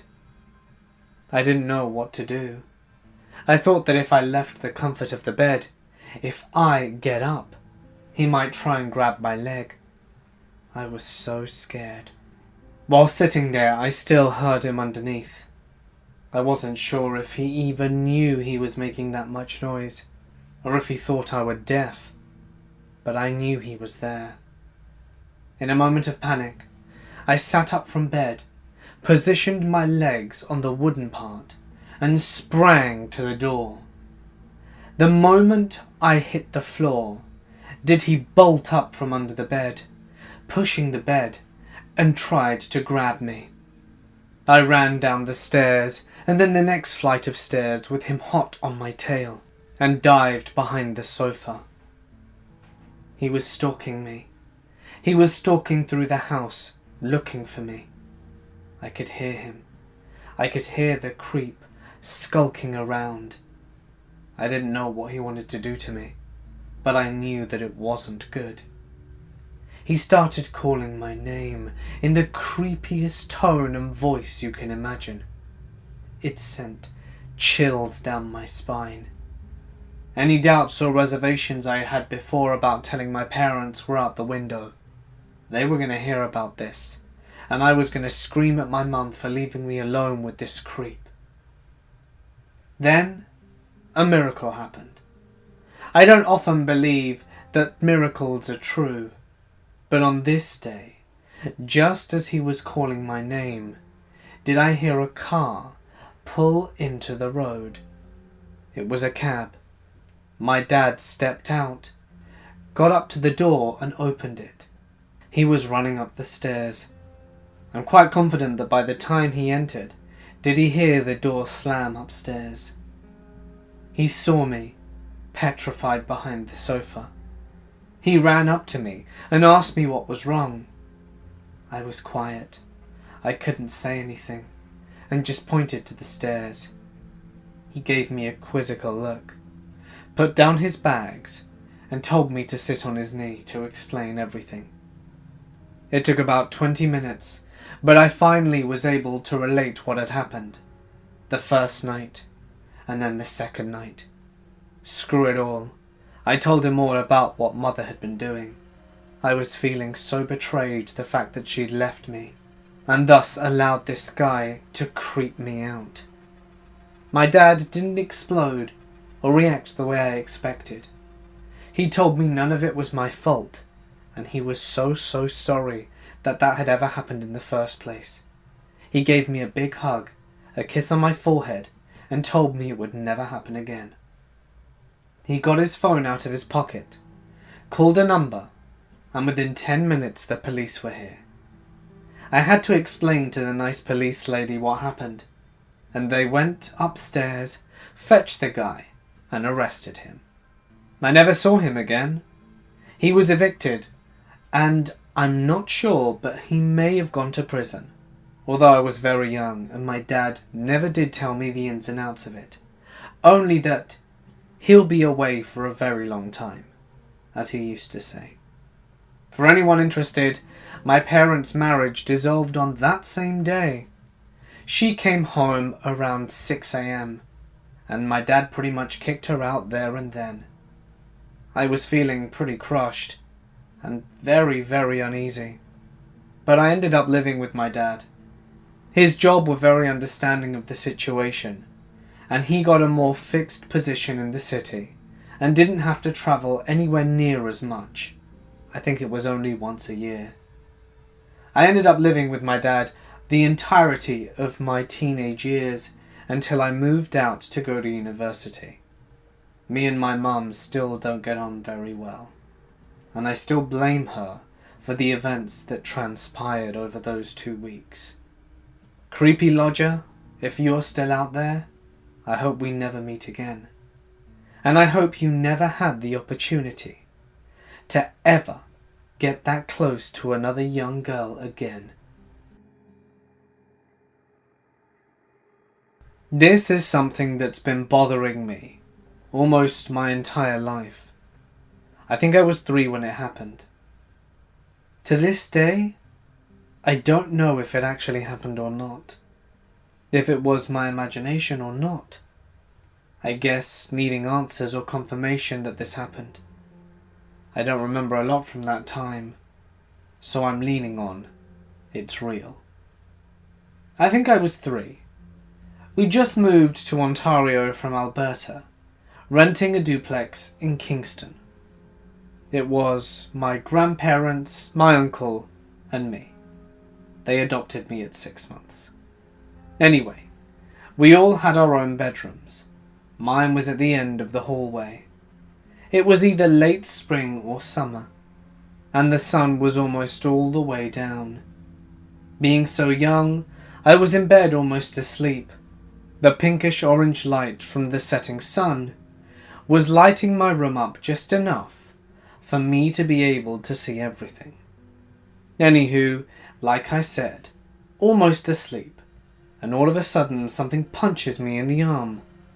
It didn't hurt as much as it startled me. But being the curious kid I was, I turned over to look over the side of the bed to see what the heck hit me. Well, shit. If there wasn't this big black arm still bent up as if it was going to hit me again. It was huge, black, and I want to say there were patches of turquoise that were blended into the black. Maybe that wasn't true, but the fingers had no nails, but like claws at the end.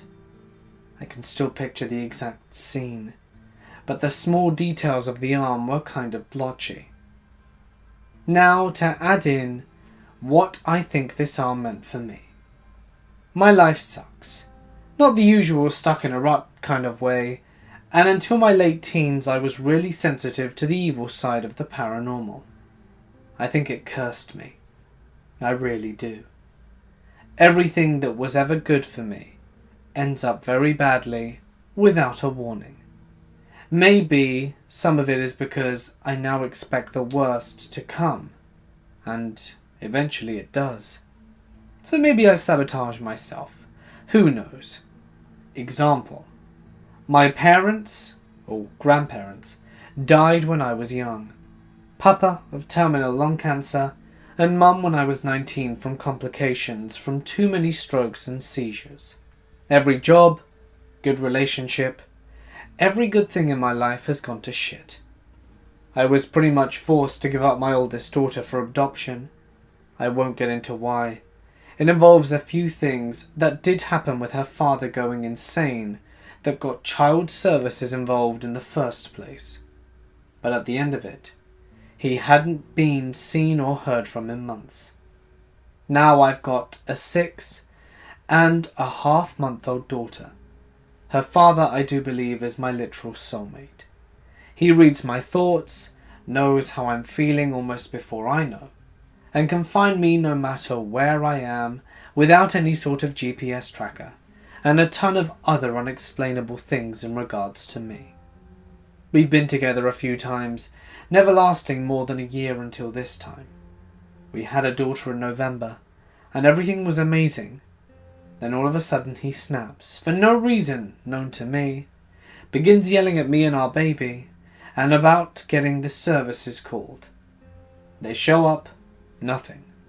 Someone calls again, and they come. Get this, Friday, April 13th this year, and take her. It was all done wrong, and now they're under fire for not fully investigating the situation. He started drugs, cheated on me, and hasn't seen our baby in a month now. My life was amazing. I was happy, at peace, and feeling very optimistic about our future. Again, there was no slow decline. There never is. Just bam. Life goes crap without much warning. No way I could have seen this coming. Why? We could chalk it up to I either have kids with idiots or I'm lying about the circumstances behind the events I mentioned. I know I'll receive criticism and doubt, and that's fine with me. I should also add that this curse seems to affect anyone who gets too close to me. Generally my partners. They are always going to end up crazy in the end. Again, I could be lying, leaving out important details, or maybe I push them away and gaslight situations and play the victim. I know that is open to discussion. It happens with most of my close friends.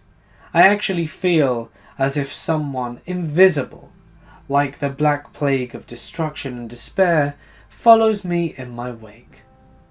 There's also another thing I should add that may pertain to all of this. One time I was walking downtown.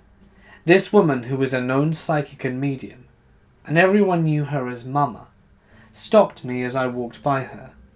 She asked me to sit with her for a minute. She has something she needs to tell me, and I'm about 18 to 19, and I stupidly think to myself, good old crazy Mama, what nonsense does she want to talk about this time? Not expecting at all what she really has to say. She tells me that there is something inside me that isn't good. It isn't right, and it will make me do bad things. That I'm a good person, but bad things are going to happen. Have I not seen them yet? I need to get rid of it before it's too late. Something along the lines of that. At the time it freaked me out, but it didn't really click for a while. My mum died not long after that.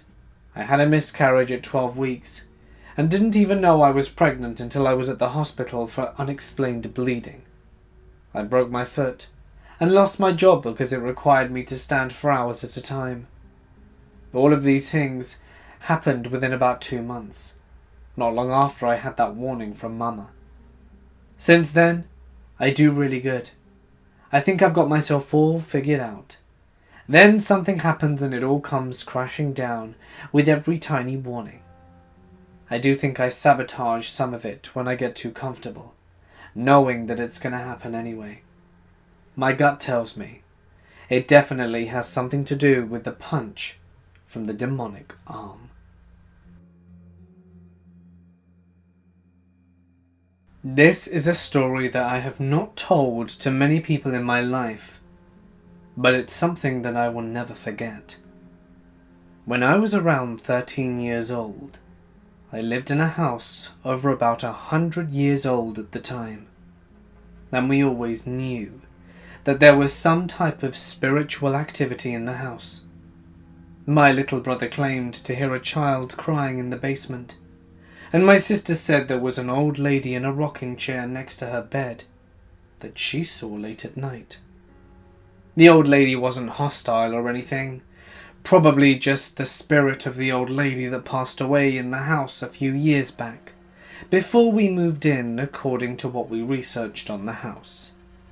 About a year before this incident happened, my sister and her friends were messing around with a Ouija board. And safe to say, some crazy things happened that night that I would rather not get into. Fast forward about a year, and I'm about 13 years old. Something that was the beginning of a month-long nightmare for myself. I can never explain the situation, but here it goes. So I was laying in my bed early evening. It was still light outside, and I was just listening to my radio. I was not dozing off. I was wide awake, and I'm just listening to music and enjoying myself, enjoying the quiet in my own room. And all of a sudden something grabbed my ankle and started to pull me towards the foot of the bed. I yanked my foot away, and whatever it was released its grip of me. I froze for a few seconds trying to comprehend what had just happened, and then I went to the foot of the bed to look underneath the sheets. I looked everywhere to make sure it was my little brother not trying to pull a prank on me. There was nothing, so I brushed it off. Perhaps it was just my imagination or something I didn't know. So, within 2 or 3 days of the incident, I started getting the strangest dreams of a face. Not the whole face, just the eyes. And its eyes were closed, and I couldn't tell what it was, but I'd wake up sweating, and wasn't sure why. Then a few days after, the eyes opened, and they were red and yellow, evil-looking eyes. I would wake up shaking and sweating even more than before. A few days after, the dreams escalated. I actually got a full look at the face of whatever had been staring at me for the past week, and it was utterly terrifying. The skin on this thing's face was dark, blood red, and veiny. The eyes were yellow laced with red in the irises. It just stared at me, and I can't even tell you how long it was staring at me for, and then I would wake up screaming because of it. A few days after that, the face started smiling at me. I can't even begin to describe the amount of pure terror that I felt. It was just staring and smiling at me, with sharp, white teeth. A few days after that, I would picture it on what would look like an operating table, or maybe an emergency room bed. It would sit up, and everything was able to be seen. This entity had long, tall spikes coming out of its head, and its entire body was that red, veiny look, the same from its face, and it would just look at me. I barely slept for that better part of a month. Eventually my imagination took over with the hospital show that I watched on a regular basis, and then my dreams would incorporate that show with the entity, and eventually it faded off, and I was able to sleep. I could never quite explain the chain of events. I don't know if it was stalking me or was trying to possess me, but it failed. I remember clearly after the incident with my sister and her friends playing with the board a year prior, that my grandma came in and blessed the house with holy water. So maybe it couldn't get that far with me, and it just decided to torment me, and then my brain protected itself and was able to go elsewhere. I could never explain this, and to this day I truly believe that there is some evil entity in that house, and I have not been back there since we moved when I was 14. I would love to now go back some 15 years later to investigate, because I believe that house is a hub for spiritual energy, and that there's a demonic energy in there too. I'm not sure why or how, or for what reason it was in that house, because everything else in there didn't seem to be too hostile. That's my story, and if anyone has experienced anything similar, I would love to hear about it. I was 16 and living with my dad. I was getting ready to go to sleep, and suddenly it was like someone sat on the foot of my bed. I felt the weight settle down and the mattress/box spring creak a little. I was laying on my side facing away at the time, so I sort of half sat up and half turned towards the foot of my bed. I could just barely make out the outline of a hunched over shadowy figure sitting there. The moonlight coming through the blinds gave it a weird shimmery effect, almost like The Predator, but with shadows. I just kind of froze, and all the hairs on my body stood on end. Not wanting to disturb whatever it was, I slowly laid back down while keeping my eyes on it.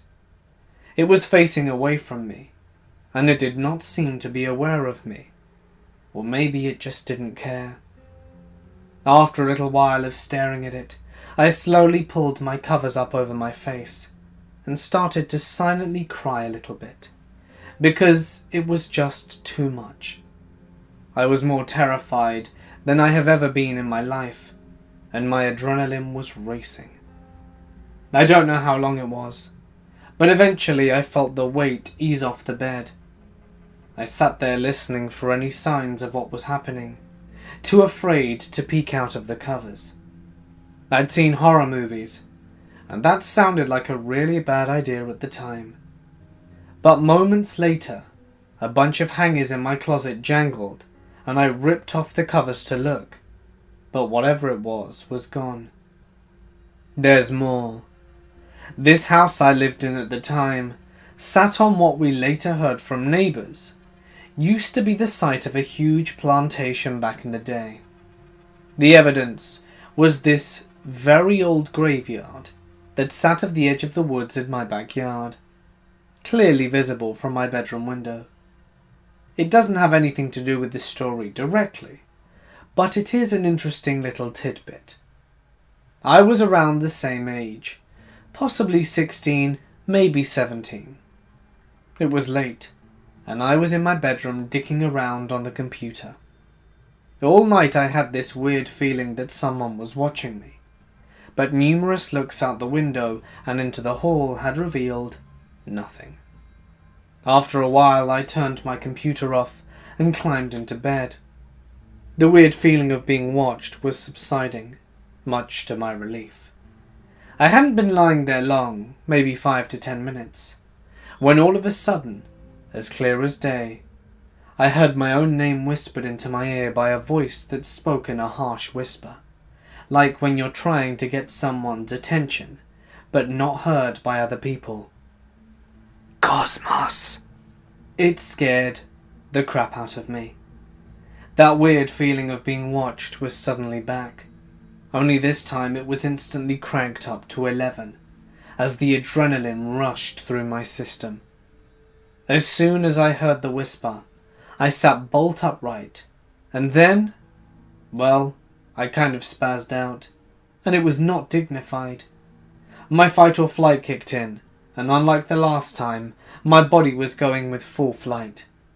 I flailed off the bed in a panic, and ran into the wall trying to find the door. I probably screamed or yelled, and honestly don't remember, but I was alone in that part of the house, so no one would have heard me. My dad stayed in a room that he built behind the garage. After practically bouncing off the wall, I found the door and flung it open and turned round. I expected the light from the hallway to illuminate whoever had stood over me and whispered in my ear, but I saw no one. I turned on the bedroom light and surveyed the room from the doorway, but still saw nothing.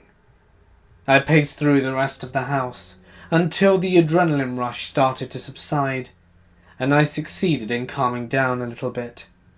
The feeling of being watched had gone away at some point, so I went back to my bedroom and looked everywhere a person could hide. I turned on my computer, and nothing else happened that night. When I was 12 or 13, I was one of those kids who loved scary movies. Things that went boo, having my adrenaline pumped. I was definitely not one of those kids who gets freaked out easily. I had 2 pet cats at the time who were all sorts of chill. They weren't the typical cats who do creeptastic things like stare into a corner at nothing and run away or anything like that. One night, I woke up at exactly 3 a.m. with this strong sense of terror for no reason. I hadn't been having any nightmares or anything, so I immediately knew something was off. I looked around and caught up with my senses, and realized both my cats were standing on the end of my bed, staring at the same spot on my floor just out of my sight, hissing, spitting, growling, almost like they were facing a terrible foe. The terror in me skyrocketed as I tried to convince myself that I was just overthinking and nothing could possibly be in my room. I had this horrible feeling that something was watching me. There was a thick presence in the room, and I felt like my sympathetic nervous system was going to short out. It was going so strong. At this point I hadn't looked over the edge of my bed for fear that I was actually gonna see something. It took about 5 minutes of prep, talk, and rationalization to force myself to look. All this time both my cats are freaking the heck out and look ready to attack at any second. When I finally peer over the edge of the bed, the floor was empty. There wasn't anything there. The feeling of a presence and the fear were still present, but there wasn't so much as a shadow, shape, nor speck of dust. The cats were still locked onto the same spot on the floor, not taking their eyes off it. I quickly covered my head under the blanket and hoped that the feeling would pass. After another 5 minutes or so, my cat slowly settled down and laid on the end of my feet. It took a good few hours for my mind and nervous system to settle down enough for me to sleep. The whole time, I couldn't help but remember reading somewhere that in some cultures cats were considered guardians of the underworld. My wife and I were asleep one night, and I woke up suddenly and felt like someone was at the foot of our bed. I opened my eyes and saw a woman standing there at the foot of my bed. She slowly turned towards me and just stared. Not being fully awake yet, my brain couldn't get fully afraid, but was instead curious and confused as to why another person was in the room. I sat up and reached towards the woman, trying to figure out if she was real or not. When her hand reached my face, she disappeared. My wife woke up at this point and asked me what I was doing. All I could say is that I thought I saw something. We both lay back down facing each other and closed our eyes. Not a moment later did we hear this guttural roar/growl that sounded like a mix between a bear, a lion and a howler monkey, emanating from under our bed and behind the headboard. There's nothing behind that wall, since it's outside a second-story wall. She immediately began screaming, and I searched the house from top to bottom. We never found out what made that noise, and it took us a while to sleep in our bedroom again. One of my earliest memories is from when I was younger than school age, in the upstairs bedroom I shared with my younger sister. I remember frantically shoving all of my stuffed animals in the cracks between the bed and the wall, so that the hands would stop feeling around for me as I slept. I remember laying perfectly still as a hand would come up from under my bed, feel around the very edge of my mattress, and then slink back down when it found nothing. My parents, of course, didn't believe me, and did nothing. I remember being a preteen, and my sister and I had gotten bunk beds to replace our tiny beds at some point. I slept on the top bunk, with many nights joined in fear by my sister. One evening when she wasn't home, a pure white lady's hand flattened its palm on the very edge of my top bunk. It felt around before quickly vanishing back down into, I assume, the middle of my bedroom. It happened again when I was an adult with a child, still living in the home. Though I have since moved and left that terrifying haunted place, I will forever fear a hand reaching up from beneath my bed. Every night at 11 p.m, I feel these strange bumps under my mattress, and there's never anything under it.